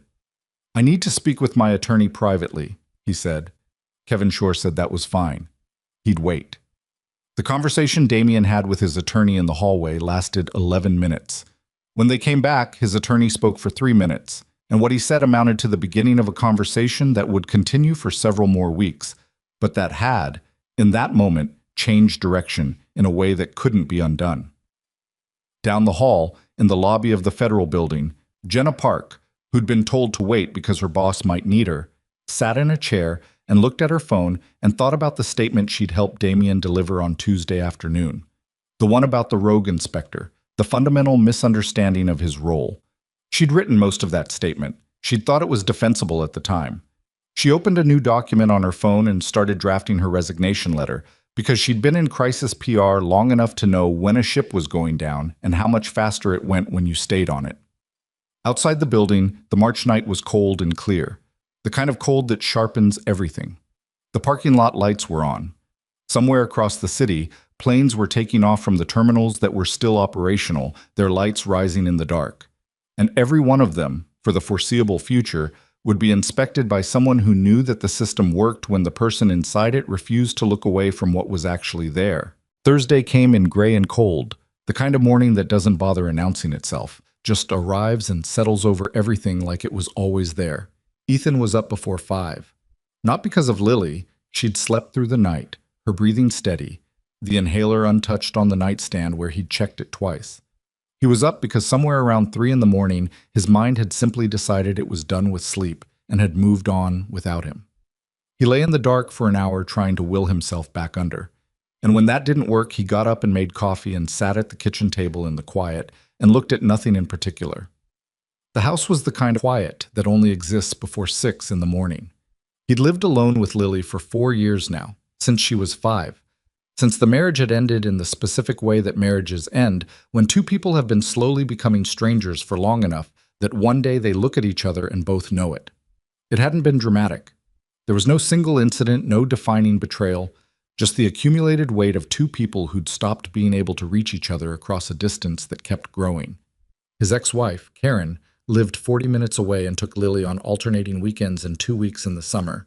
They were civil in the way former spouses are civil when they're both trying to do right by their kid and don't quite know how to be around each other anymore. He didn't call her to tell her what had happened at the airport. She'd seen it on the news anyway. She'd texted him Tuesday evening. Just 3 words. Are you okay? He texted back, yeah, thanks. They didn't follow up. He drank his coffee and listened to the refrigerator and thought about what came next. The FAA investigation was moving. Damian Cross had lawyered up in a way that suggested he was negotiating with the federal prosecutor's office, which meant the criminal exposure was real, and he knew it. The airline's board had called an emergency session for Thursday morning, according to a text from Tom Bryce at 11 the previous night. Continental Vantage's stock had dropped 4% on Wednesday and was being watched closely for the open. The grounded flights at Harlow were still grounded, pending the independent certification review the FAA had required, and would remain so for at least another 48 hours. And Ethan was sitting at his kitchen table at 5 in the morning, unemployed, with a daughter who needed her school lunch packed and a stack of professional inquiries on his phone that he hadn't answered and wasn't sure how to think about yet. He packed Lily's lunch, turkey sandwich, apple slices, the crackers she liked, a note that said good luck on the division worksheet because she had a math quiz and had been anxious about it the night before in the specific way she got anxious. Not dramatic, just very quiet and very focused on her hands. He folded the note and put it in the front pocket of her lunchbox where she'd find it. He woke her at 6:45 and made her eggs and listened to her talk about the quiz and did not think about anything else for 35 minutes. He drove her to school. She waved from the door. He sat in the parking lot. His phone rang. The screen said Victoria Langford. He looked at it for 2 full rings. Then he answered. Her voice was different from how it had been in the terminal. Quieter. Not subdued exactly. She wasn't a subdued person, but measured in a different way. Not the precision of someone controlling a situation. The precision of someone choosing their words carefully because they understood the weight of them. Mr. Mercer, she said, I'm not going to take a lot of your time. I want to ask if you'd be willing to meet with me. In person. Without attorneys. What for? He said. Not hostile, just direct. Because what I need to say to you shouldn't be in a legal document, she said, and it shouldn't be on the phone. He sat with that for a moment. Through the windshield, he could see the school's front doors, already closed, the flagpole with the flag moving slightly in the cold morning air. Where? He said. She suggested a hotel restaurant near the airport. Neutral ground. Not her office, not his home. He said fine. She said 10 o'clock. He said he'd be there. When he hung up, he sat in the parking lot for another few minutes. He wasn't nervous exactly. He was something more like cautious, the way you're cautious approaching something you can't fully see yet. He'd learned a long time ago that people who've been powerful for a long time have a particular way of apologizing that isn't quite an apology, that keeps one hand on the ledger even while the other hand extends. He didn't know yet which kind she was.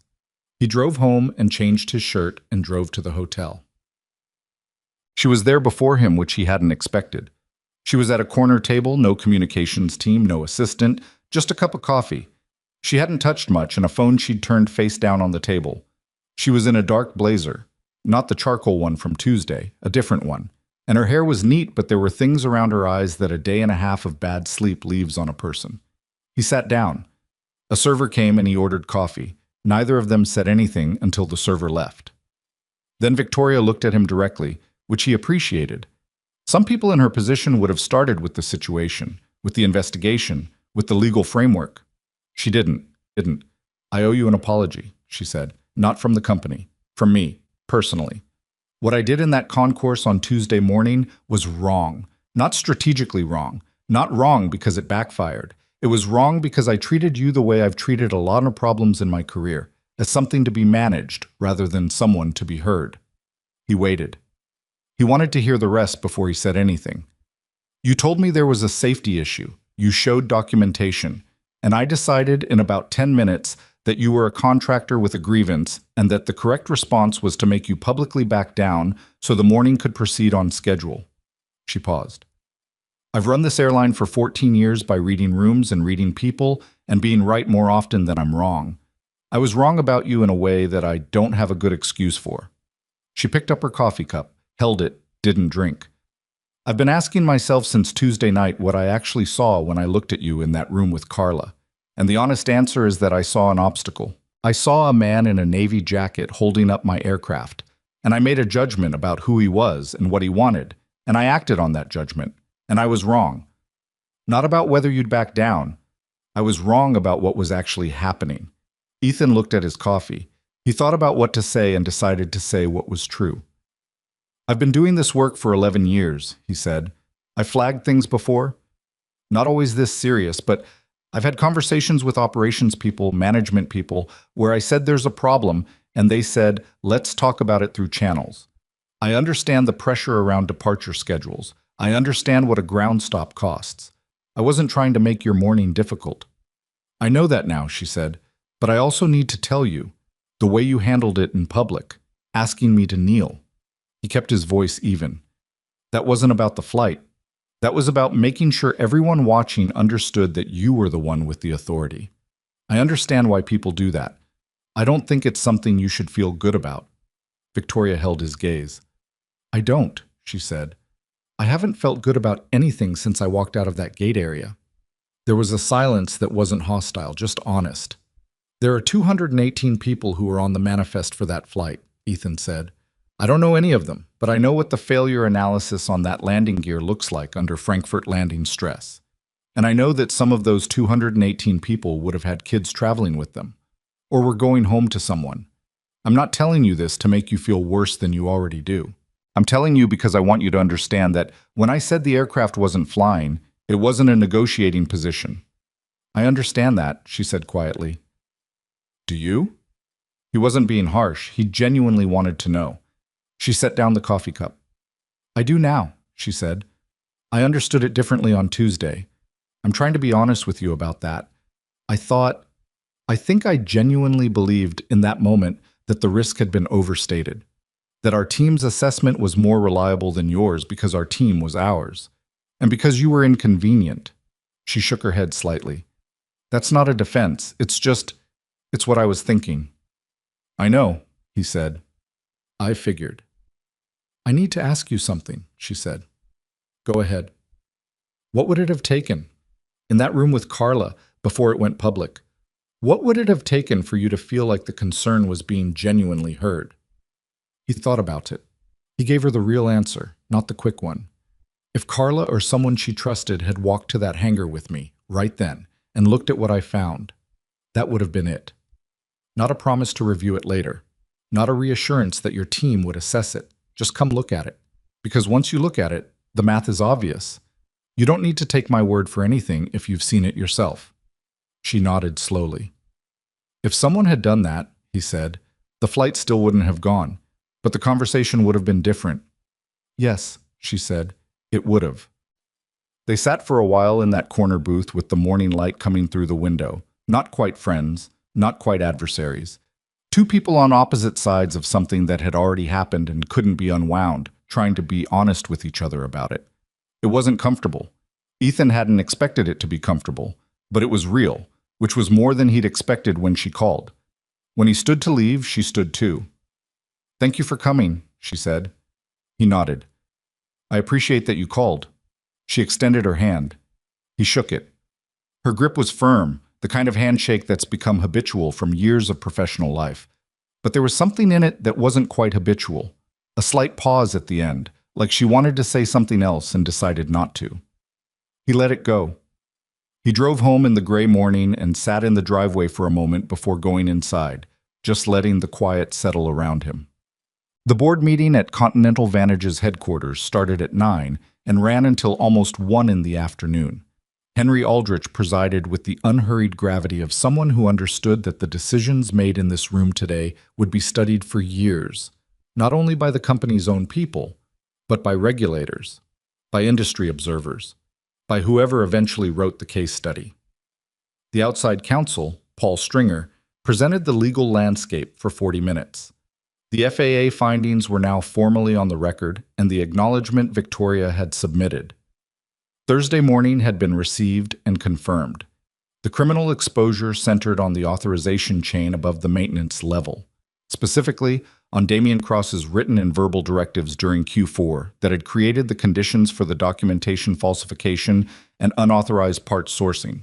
The question of whether Victoria's own conduct met any threshold of regulatory liability was, Stringer said carefully, being assessed, but the preliminary indication was that her exposure was significantly lower given that her role in the documentation decisions appeared to have been indirect. Appeared to have been, said one of the board members, a woman named Eleanor Voss, who had been on the board for 7 years and who asked the questions other board members were thinking but didn't always say. Based on current evidence, Stringer said, that can change as the investigation develops. Is it going to change? Stringer looked at his notes. I have no reason to believe it will, based on what we currently have. Eleanor looked at Victoria. And Damien? Victoria answered because it was her answer to give. He's cooperating with federal investigators. He has his own counsel. What that cooperation looks like and what it means for his situation is between him and the U.S. Attorney's Office. Are you going to fight to keep him? No, Victoria said. It came out immediately, without the calculation that usually preceded her answers. His employment with Continental Vantage is terminated, effective this morning. The board can vote to formalize that now. The vote took 3 minutes. It was unanimous. There was a silence after the vote that wasn't relief, exactly. More like the particular solemnity of a room full of people who understand they're at a turning point and don't know yet which way the turn is going. Henry Aldrich spoke into that silence. I want to address something before we move to the operational items, he said. I've been chair of this board through a major incident before, 12 years ago. I know what recovery looks like from the inside, and I know what it requires. What it requires, the actual thing, not the press release version, is that the people leading this organization accept that something went wrong not because of one person's decisions, but because of a culture that allowed those decisions to be made. Damien made specific choices, but the conditions that made those choices possible, the pressure on timelines, the treatment of safety as a cost variable, the way a consultant who found a real problem was publicly humiliated instead of listened to, those conditions don't begin and end with one COO. They begin and end with us. He looked around the table. We are going to do this recovery correctly, or we are not going to do it at all. And doing it correctly means starting with an honest accounting of how we got here, not a narrative that puts everything on one person who is conveniently no longer in the building. Nobody said anything for a moment. Then Eleanor Voss said, What does that look like operationally? It starts with the inspector, Henry said. He looked at Victoria. I want Ethan Mercer back in this company in a meaningful role. Not as a gesture, not as optics, because he is the right person for whatever we build next. Victoria was quiet for a moment. Then she said, I've already put thought into that. Damien Cross appeared at the federal courthouse for a preliminary hearing on fraud charges related to the documentation falsification and the unauthorized procurement authorization at 11:15 Thursday morning. His attorney made a brief statement. Damien said nothing to the reporters outside, which was the correct legal strategy and also the only thing left to him. The local news ran the footage at noon, a man in a gray overcoat walking past cameras with his head down. A month ago, he'd been the COO of one of the 12 largest airlines in North America. Now he was a defendant. He'd made decisions during Q4 that he'd told himself were justifiable under operational pressure. He'd created a timeline that couldn't be met honestly and then looked away from the ways his people were meeting it dishonestly. He hadn't instructed anyone to falsify records in so many words.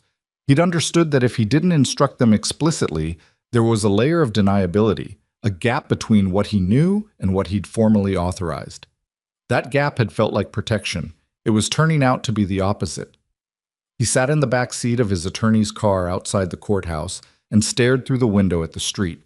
His attorney was talking through the next steps, what the cooperation discussion with the U.S. Attorney's Office would involve, what the timeline looked like. Damien heard the words but wasn't really following them yet. He was thinking about Tuesday morning, about standing at that podium and saying fundamental misunderstanding of his role and within normal operational parameters with the confidence of a man who believed he could frame a cracked landing gear into something manageable. He genuinely believed that. Standing there in the lobby with the cameras on him, he genuinely believed the framing was defensible. He didn't believe it anymore. His attorney said his name. He turned from the window. Sorry, he said. Go ahead. Gerald Pham went back to work on Thursday. Not to the hangar. The Harlow maintenance operation was still under the FAA's review umbrella, and access was restricted for non-essential personnel, but to the administrative building, where he spent the morning in a meeting with Continental Vantage's legal team going over his timeline and his documentation. He was a cooperating witness, not a target, at least not currently. He'd told the FAA everything he knew, which turned out to be more than he'd realized he knew once he started talking. He'd worked in aviation maintenance management for 22 years. He'd never been involved in anything like this. He'd told himself for months that the Q4 shortcuts were within the range of normal operational compression, that every airline did things under pressure that were slightly outside the line, and that the line itself had some give in it. He told himself that right up until Tuesday morning when Ethan's call came in, and he'd known in his gut, even before the physical inspection confirmed it, that the line didn't have that much give. He sat in the Continental Vantage legal conference room and answered questions, and thought about Ethan calling him at 8:15 on Tuesday with a voice like a man who had already decided. He thought about what he'd said. "We've got a 9:15 departure. You understand what a ground stop means," and about how Ethan had said the aircraft doesn't fly and hung up, just like that. Like the math was done and the answer was settled and there was nothing else to discuss. Gerald had been mildly furious at the time. He was not furious anymore. He'd called Ethan's cell phone twice since Tuesday. Ethan hadn't answered either time, which was fair. He'd left a voicemail the second time that he suspected hadn't been listened to yet. He didn't blame him. What he'd said in the voicemail was approximately, "I know this probably doesn't mean much right now, but what you did on Tuesday was the right call and I should have supported it instead of pushing back. I'm sorry I didn't." He'd paused for a moment on the voicemail, then added, "I hope you're okay," then hung up. He wasn't sure what he expected from that. Probably nothing. But he'd needed to say it somewhere other than inside his own head. Ethan listened to Gerald's voicemail. Thursday afternoon, sitting on the back steps of his house in the cold, with a cup of tea because he'd made too much coffee already. The yard was brown and dormant, the way March yards are before anything starts coming back. There was a bird feeder that he and Lily had put up last spring and that he'd been inconsistent about refilling. It was empty now. He listened to the voicemail twice, then he saved it, which he didn't always do. He thought about calling Gerald back, decided to wait.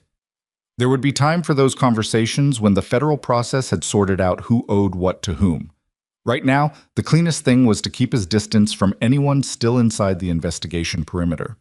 Tom Bryce came by at 4 o'clock, which he'd texted to ask about first. He brought coffee from the place near his house that Ethan liked, and they sat at the kitchen table the way they'd sat at kitchen tables 100 times over the years. Not quite formally, not quite casually, the way colleagues sit who have been colleagues long enough to have a comfortable shorthand. "Board meeting ended at 1, Tom said. "I've got a source inside. Crosses out. Criminal referral confirmed.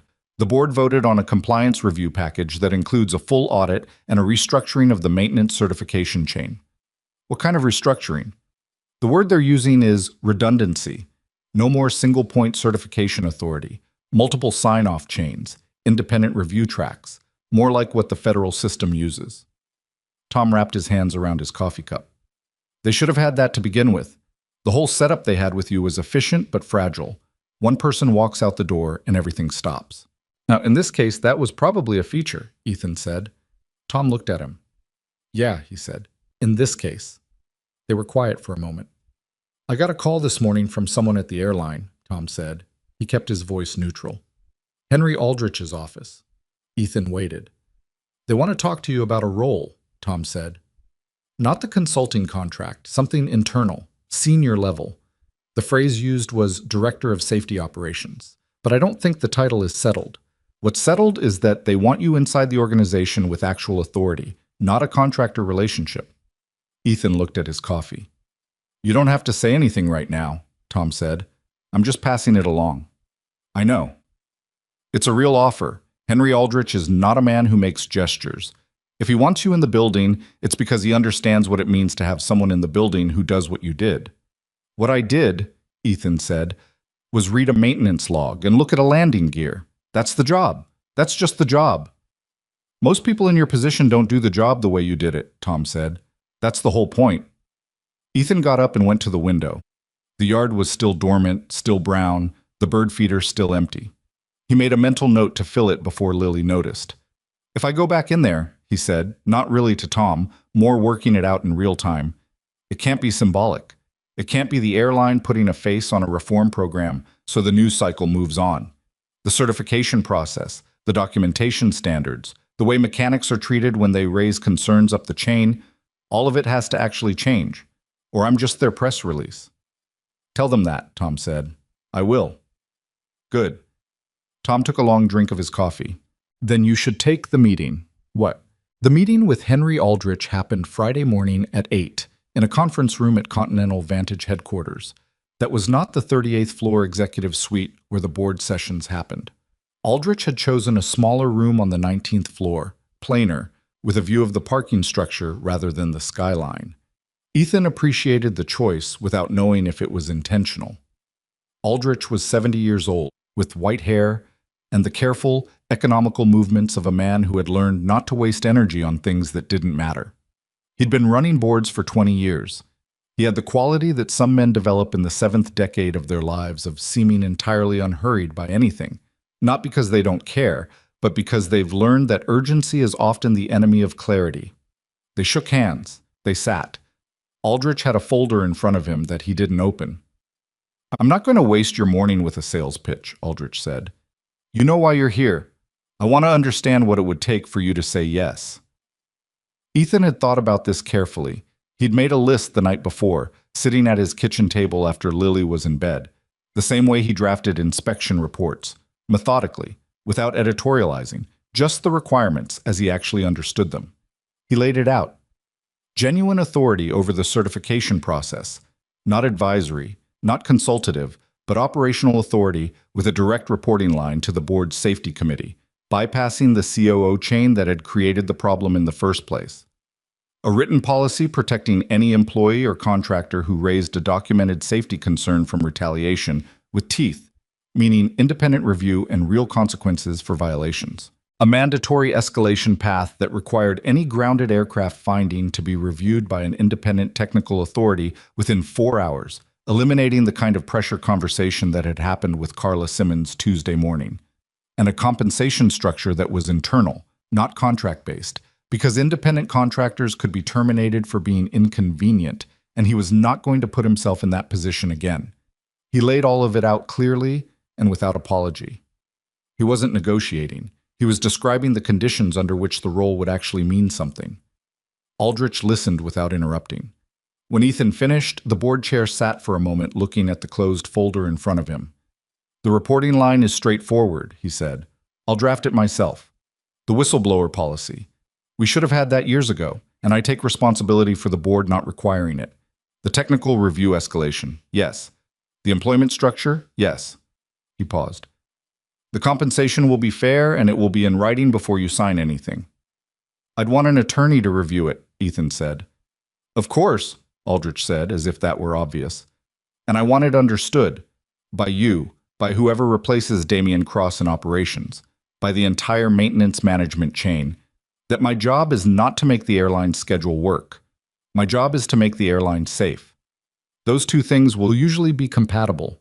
When they're not, safety wins, every time, without a conversation. Aldrich looked at him for a moment with the slightly evaluative quality of someone listening for whether the words match the person saying them. Yes, he said, that's exactly right. There was a silence. Can I ask you something? Ethan said. Go ahead. Why me specifically? You could recruit someone from the federal system with a higher profile, Patricia Huang, someone with more name recognition coming out of this. Aldrich looked at the folder. Because the people with high name recognition coming out of this will bring their public profile into the role and spend half their energy managing it. You walked out of that airport on Tuesday and went home and made your daughter a sandwich. He glanced up.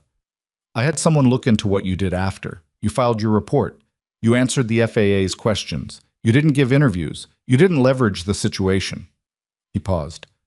That tells me something about why you do the work. Ethan didn't say anything to that. Also, Aldrich said, and there was something in his voice that was almost dry. You already know where all the problems are in our system. There's a learning curve value to that. Ethan almost smiled. There is, he said.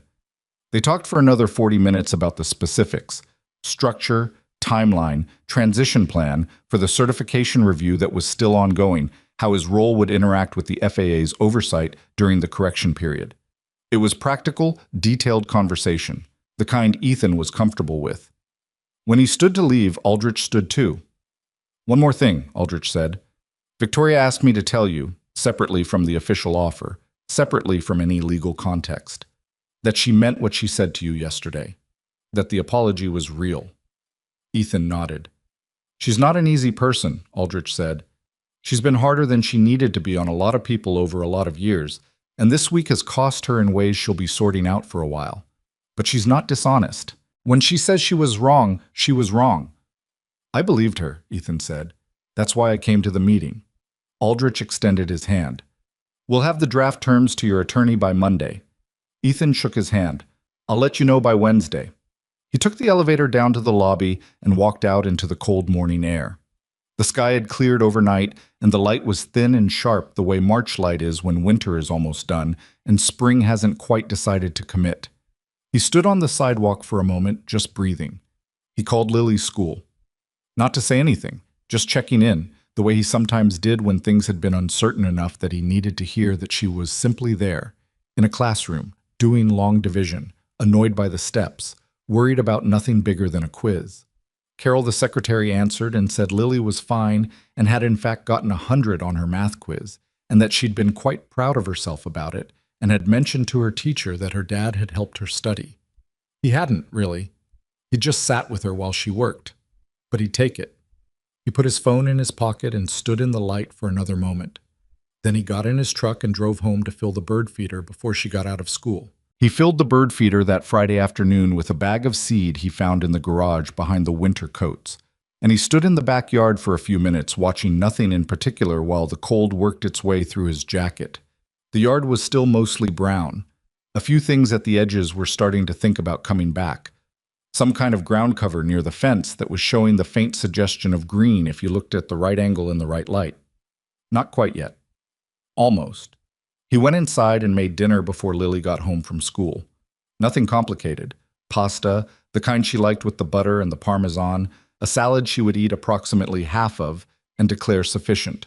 He set the table the way he always did, 2-place settings. Her water glass slightly closer to the edge than his because she liked to be able to reach it without stretching. She came through the door at 4:20 with her backpack hanging off one shoulder and the specific energy of a child who had been holding something in all day and was now ready to release it. "I got 100, she said, before she'd even put her bag down. "I heard," he said. She stopped.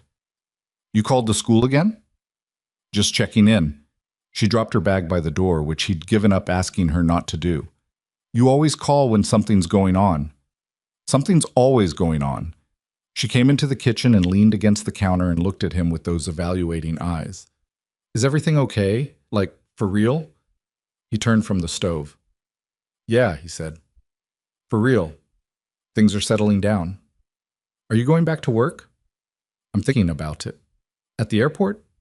"At the airline, yeah, different job, better job, maybe." She seemed to weigh this. "Are the mean people still there?" He almost smiled. "Some of them. But it's a big place." She thought about it a moment longer, then apparently decided it was settled, because she picked her bag back up and headed for her room and called back over her shoulder, "Can we make more airplanes after dinner?" "Yeah," he said. "We can do that." He turned back to the stove and listened to her footsteps down the hall and thought about how much of his life, the real life, not the professional one, happened in this narrow, ordinary corridor of small sounds and small rituals. The inhaler on the nightstand, the lunch note in the front pocket, the paper airplanes on the windowsill. This was the thing he protected when he crouched in a hangar at 6:45 in the morning with a flashlight on a landing gear. Not an abstraction, not a principle, just the specific weight of people who were going home to something, or going somewhere that mattered to them, and who had no idea that the margin between that and something else could be a hairline fracture in a housing component, and one person's willingness to stay in the room with what they found. He stirred the pasta and didn't think about it anymore that evening. He sent his acceptance to Henry Aldrich's office on Wednesday, as he'd said he would. His attorney, a woman named Claire Simons, who handled employment contracts and who had been recommended by Tom Bryce, had reviewed the draft terms over the weekend and come back with 4 modifications, all of which Aldrich's team accepted without significant pushback. Claire had said, with the mild surprise of someone accustomed to harder negotiations, that the airline appeared to be negotiating in good faith. "Don't let that catch you off guard," Ethan had said. It's just unusual, she said. The situation is unusual, he said. They know it. The formal offer letter arrived Thursday. He signed it Thursday afternoon. His start date was set for the following Monday, which was aggressive but reflected the FAA's requirement that the certification correction process have a named responsible authority inside Continental Vantage within 30 days of the formal findings, a deadline that was now 2 weeks away. He called Tom Bryce to tell him. Good, Tom said, simply, the way Tom said things when he meant them. I want you to know, Ethan said, that if you hadn't posted that thing on the forum Tuesday evening about working with me for 9 years, I don't know if the story stays in the framing that Continental Vantage put on it. The rogue inspector thing might have held longer. It wouldn't have held, Tom said. The fracture was always going to come out. Maybe, but you put your name on it before the investigation confirmed anything. That mattered. Tom was quiet for a moment. You'd have done the same, he said. I'd have tried to, Ethan said. I'm not sure I'd have been as fast. Tom made a dismissive sound. You walked into that concourse and refused to kneel in front of 200 people in a row of cameras. Don't tell me you'd have been too slow to post on a forum. Ethan let that sit. Fair enough, he said. His first day back at Harlow International as director of flight safety was not dramatic. He drove the same route he'd driven the morning of the incident, passed the same gas station and the same park with the same broken swing, arrived at the same security gate he'd badged through a dozen times, and walked into a building he knew. But the badge was different. Not a contractor's access credential with a quarterly expiration, but a full employee identification with his name and title and a security level that got him through doors that had been closed to him before. His office was on the 3rd floor of the operations building, not far from where the maintenance supervisors worked. He'd asked for that proximity specifically. He didn't want to be on the executive floor.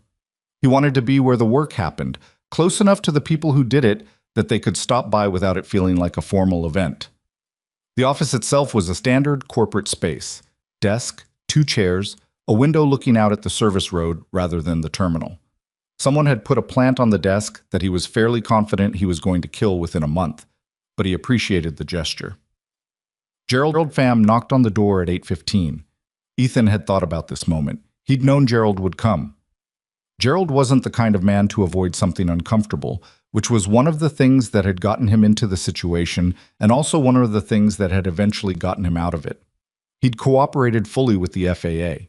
He'd told the truth about the authorization chain above him. His own exposure was limited but real, and the question of what Continental Vantage did with him internally was one that Ethan had been asked, informally, to weigh in on. Gerald stood in the doorway. He was a solidly built man in his mid-50s who looked like he'd slept about as well as Ethan had over the past week and a half. Come in, Ethan said.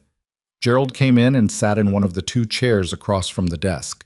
He had his hands on his knees and he wasn't quite sure where to look, which Ethan recognized as the body language of a man who has something he needs to say and isn't sure if he's earned the right to say it yet. I listened to your voicemail, Ethan said, saving him the approach. Both of them. Gerald nodded. I meant what I said. I know you did. A pause. I should have backed you up on the call, Gerald said. When you told me the aircraft wasn't going, I should have said, okay, what do you need? Instead, I pushed on the schedule. You were doing your job, Ethan said. The problem wasn't that you questioned me. The problem was that the system above you had already decided the answer before anyone asked the question. I knew something was off, Gerald said. Not about the aircraft specifically. I didn't know about the fracture. But the Q4 pressure, the way the timelines were running, I knew something wasn't adding up. I told myself it was above my pay grade. Was it? Gerald looked at him. No, he said. I had enough seniority to push back. I didn't. Okay, Ethan said, not to absolve him, just to acknowledge it. What happens to me? Gerald asked. Not defensively, just directly. That's above my pay grade, Ethan said, and Gerald made a short, humorless sound that wasn't quite a laugh. What I can tell you is that the people who asked my opinion got it, and my opinion is that the people who told the truth when it mattered are different from the people who built the situation in the first place. What you do from here matters more than what you did then. Gerald nodded slowly. He was quiet for a moment. I've worked in this building for 18 years, he said. I've never had anything like this on my record. I know. I don't want it to be how I end. Then make sure it isn't, Ethan said, simply. The way you say a thing that is true and doesn't require decoration. Gerald stood. They shook hands. It was not the handshake of two men who had resolved everything between them. That would take longer and might not ever be fully complete. But it was the handshake of two people who understood where they stood and were willing to work from there. The first month was hard in the specific way that doing a real job under public scrutiny is hard. The FAA's correction deadline focused everyone's attention in ways that were useful but also exhausting. Every meeting had a regulatory weight to it. Every decision was being documented for the oversight file. And Ethan was in 5 or 6 conversations a day that required him to be both technically authoritative and diplomatically careful, which were not always skills that wanted to coexist. He rebuilt the certification chain from the inside out. The new structure had 3 independent sign-off paths, no single point of failure, and a mandatory physical verification requirement before any documentation could be completed, meaning the sequence Dennis Farrow had described, where the record preceded the inspection, was now structurally impossible. It wasn't enough to make it against policy. He'd built it so the system itself refused to allow it. He brought in 2 additional inspectors from the federal contractor pool, both women he knew from his FAA years, who were exacting and experienced and did not care about departure schedules in the way he needed them not to care. He spent 2 weeks walking through the documentation protocols with the maintenance shift supervisors, not lecturing, just sitting down with them in small groups and going through specific scenarios and asking what they would do and listening to the answers and correcting gently when the answers weren't right. He found, in those conversations, that most of the people doing the work understood the right answers. They'd been working in a culture where the right answers weren't always the safe ones to give. That was the thing that needed to change, and it couldn't be changed with a policy memo. It had to be changed in rooms, in conversations, by the slow accumulation of evidence that the person at the top of the safety chain actually meant what he said. He meant what he said. When a junior technician named Yolanda Reyes flagged a documentation discrepancy in her 3rd week on the job, a minor one, not safety critical, but real, and was uncertain whether to raise it formally, a coworker told her to bring it to Mercer's office directly. She did, nervous, holding a printed report. Ethan looked at it, confirmed the discrepancy, thanked her, sent her a formal written acknowledgement of her report within the hour, and had the issue corrected and documented before the end of the day. Word moved through the maintenance floor the way word moves through any workplace, faster and more thoroughly than any official channel. Within a week, 2 more discrepancies had been flagged by technicians who would not have flagged them 2 months ago. That was when Ethan knew the thing he was building had a foundation. Damian Cross's case moved through the federal system at the pace such cases move, methodically, without drama, with a great deal of paperwork and waiting and carefully worded filings. He'd entered into a cooperation agreement with the U.S. Attorney's Office, which meant he was providing testimony about the authorization chain in exchange for consideration on the charges he faced. The cooperation was real, according to sources Tom Bryce had in the federal system, meaning Damian was giving them everything rather than the minimum required to be technically compliant. Whether that reflected genuine remorse or strategic calculation was something only Damian Cross knew, and possibly he didn't know either. People rarely understand their own motivations as cleanly as they'd like to. What was clear was that the cooperation was substantive, and that the picture it completed of the Q4 decision chain was thorough enough to close the investigation's outstanding questions about who authorized what and when. The formal charges included wire fraud and making false statements to federal regulators, both related to the documentation falsification and the procurement authorization. His attorney had said in public filings that his client accepted responsibility for the decisions made and their consequences. The sentencing would come later. The legal system was in no hurry. On the day the cooperation agreement was publicly disclosed, Ethan was in a meeting with the maintenance supervisors and didn't see the news until 6 in the evening. He read the headline, read the first 2 paragraphs of the story, and set his phone face down on the kitchen counter. Lily was at the table doing homework. He made dinner. He didn't think about Damian Cross for the rest of the evening, not because he was suppressing it, but because there wasn't anything left to think about. The man had done what he'd done. The consequences were what they were. The fracture had been real. The 218 passengers had gone home to their lives, or started their vacations, or made their business meetings, from other flights on other days, never knowing how close the math had come. That was what mattered. The rest was legal process, and legal process didn't need his attention. But Victoria Langford was a different story, not a simpler one. She remained CEO of Continental Vantage, which was a decision that the board had made with clear eyes and which Ethan had been asked about informally and had said, also with clear eyes, that the question of executive leadership was not his domain and he wouldn't let it become his domain. What he knew about Victoria was that she had told him the truth in that hotel restaurant and that she'd meant the apology and that she was working in ways he could see, though she'd never said so directly to him, to be a different kind of leader than she'd been on the Tuesday morning she'd pointed her finger across a gate area and asked a man to kneel. She attended the safety committee briefings personally, which she hadn't done in years according to people who'd been in the company long enough to know. Not performatively. She came prepared, asked technical questions, listened to the answers without interrupting. She'd hired a new COO, a woman named Rachel Dorn from outside the airline industry, specifically because she wanted someone without entrenched assumptions about how the operations and safety balance should work. Rachel was difficult in the way genuinely competent people are difficult. Full of opinions, not deferential, willing to tell Victoria when she was wrong. Victoria, from what Ethan could see, was letting her.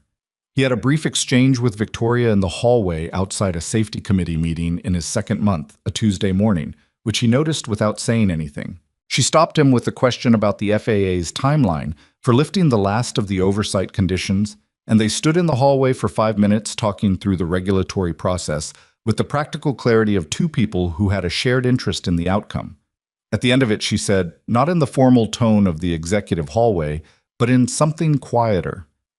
How are you finding the role? It's what I thought it was going to be, he said.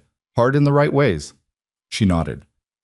I wanted to say, I think what you're doing in the maintenance building is real.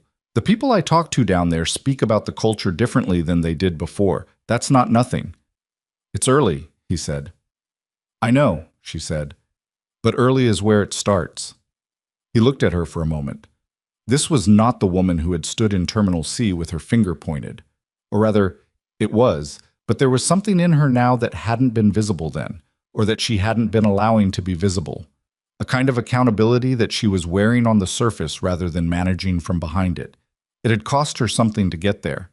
He wasn't going to pretend it hadn't, and he didn't think she was pretending either. Thank you, he said.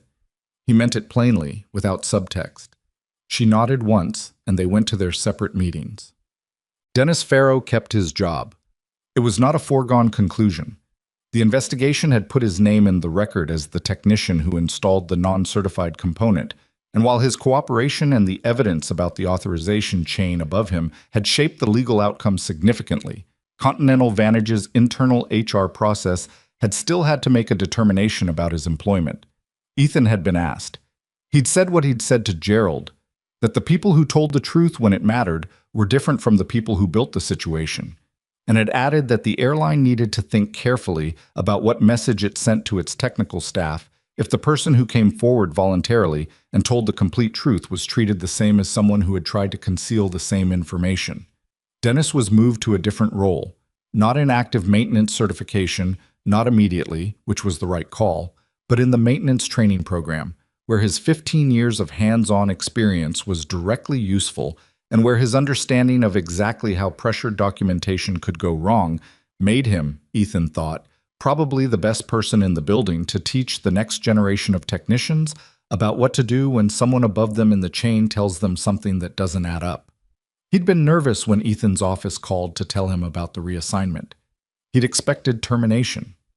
When it became clear what was actually being offered, he'd been quiet on the phone for long enough that Ethan's assistant had checked to see if he was still there. He was still there. He was just taking a moment. He came by Ethan's office a week into the new role to say thank you.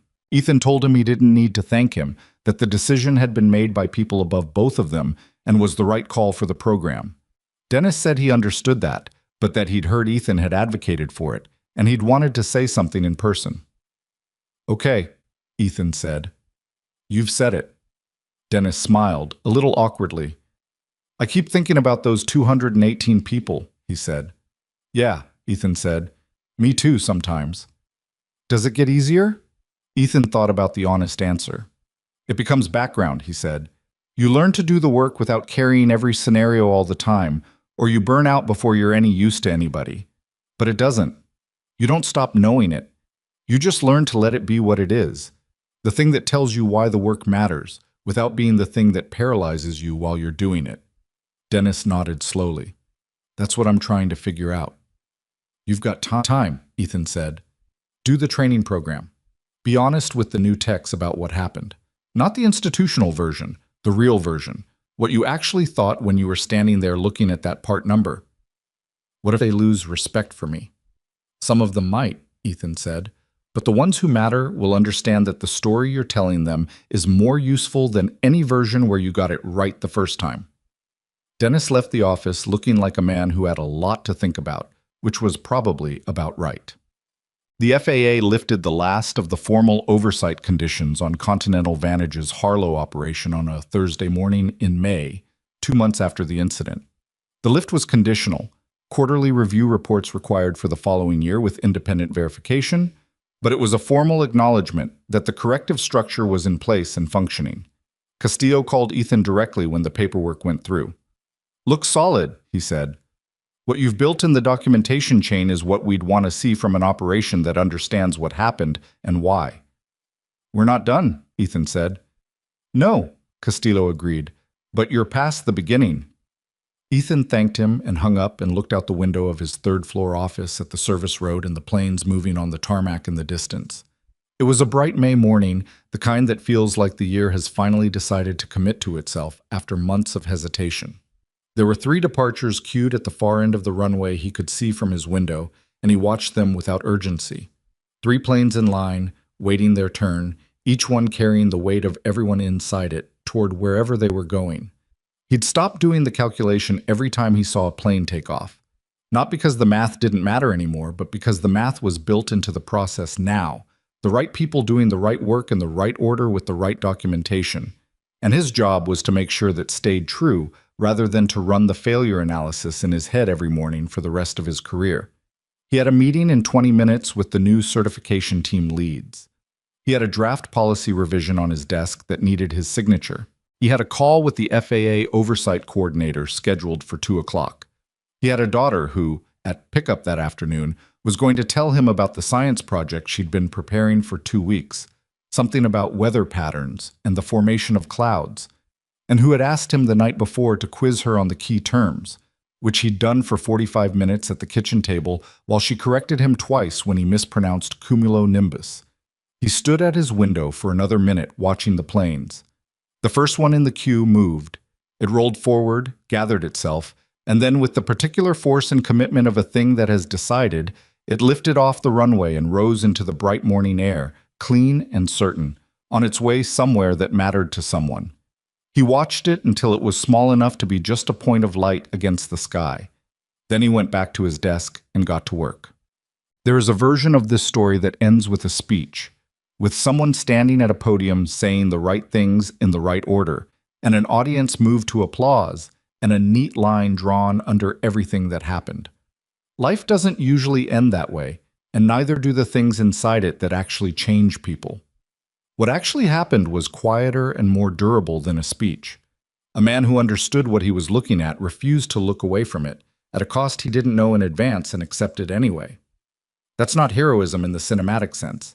It's not bravery in the way that word gets used about people who run into burning buildings. It's something more ordinary and more demanding.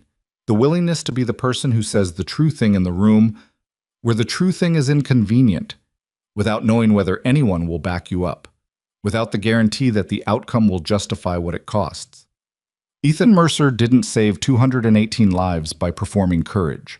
He saved them by doing his job the way his job was supposed to be done, even when every institutional pressure in the room was pointing in the other direction. The thing that made him different wasn't that he was braver than anyone else. It was that he had been doing the work long enough and honestly enough that he couldn't pretend the fracture wasn't there once he'd seen it. He didn't have a way to unknow it. Some people develop that ability over the course of a career. The ability to look at something true and find a way to see it as negotiable. He'd never developed it, and by the time he was standing in Hangar 7 at 7 in the morning with a flashlight, he was old enough to know he wasn't going to. The cost of that is real. It cost him a job, temporarily. It cost him 2 weeks of public exposure he hadn't wanted. It cost him the comfort of easy professional relationships with people who would have preferred he'd done the simpler thing. He paid all of it without complaint, not because he was indifferent to it, but because he understood.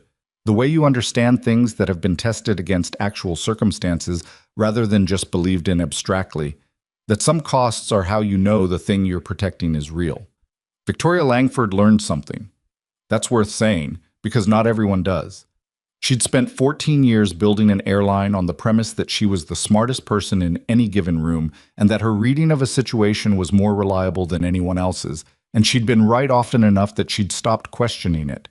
She'd been wrong about Ethan in a way that the entire industry had watched in real time, and she'd had to decide what to do with that. She could have managed it externally until the news cycle moved on. She chose not to. It made her smaller in the short term and larger in the long term, and she was still sorting out what that trade meant for who she was going to be in the years she had left in the role. Henry Aldrich said something to her privately, in the weeks after the incident, that she thought about more than she expected to. He'd said, "The problem with always being right is that it teaches you that the system of checking is for other people." She'd written it down, which wasn't something she normally did with things people said to her. She'd put it in a drawer. She took it out occasionally and looked at it and put it back. Dennis Farrow taught his first training session in May, 3 weeks after moving to the new role. He stood in front of 14 new maintenance technicians and told them about the Q4 directive and the part number and the conversation with Ray, and what he'd thought when he was standing in the hangar holding a component from a supplier he knew wasn't approved. He told it without softening it. He told it as a story about what you tell yourself when you're under pressure, and what happens when what you tell yourself turns out to be wrong. One of the trainees asked him what he wished he'd done differently. He said, "I wish I'd written it down. I wish I'd put the question on paper and sent it up the chain with my name on it. Because the moment you make it formal, the moment it exists somewhere outside your own head, everything changes. They can ignore a question you ask verbally. They can't ignore a question that's documented." He still coached his son's soccer team on Saturdays. His son was 15 now, and faster than Dennis had ever been. He stood on the sideline in the cold Saturday mornings and watched his son run and thought about the paper he'd put in the drawer for 3 months and never signed his name to, and then he thought about something else, because there was only so much of that kind of thinking a person could sustain before it stopped being useful. Lily Mercer's science project was about cumulonimbus cloud formation and its relationship to thunderstorm development. She presented it on a Tuesday in May, and her teacher gave her the highest grade in the class, and she told Ethan about it in the car on the way home with the specific combination of pride and casual delivery that children use when they're pleased about something but don't want to seem like they care too much. She said it was the most thorough, Lily said. "I believe it," Ethan said. "She said most kids just printed something from the internet. You did more than that." "I know," she said. Then, with the sideways look that reminded him of exactly. No one he could name, but felt familiar in a way that might just be the specific character of being her. "Because you always say if you're going to do something, actually do it." "Yeah," he said, "I say that." "It's a good rule," she said, with the authoritative tone of someone who has evaluated many rules and reached a verdict. He drove, and she looked out the window at the May afternoon, already moving on to the next thing in her head, already somewhere else. He let her go. The paper airplanes were still on her windowsill when they got home. One of them had fallen on its side at some point, and he reached past her when she wasn't looking and set it back upright, the way you do with small things that have toppled, quietly, without making it into something. Outside, a plane crossed the sky, high and bright in the afternoon light, trailing its thin line of white behind it. He watched it from the window until it was gone.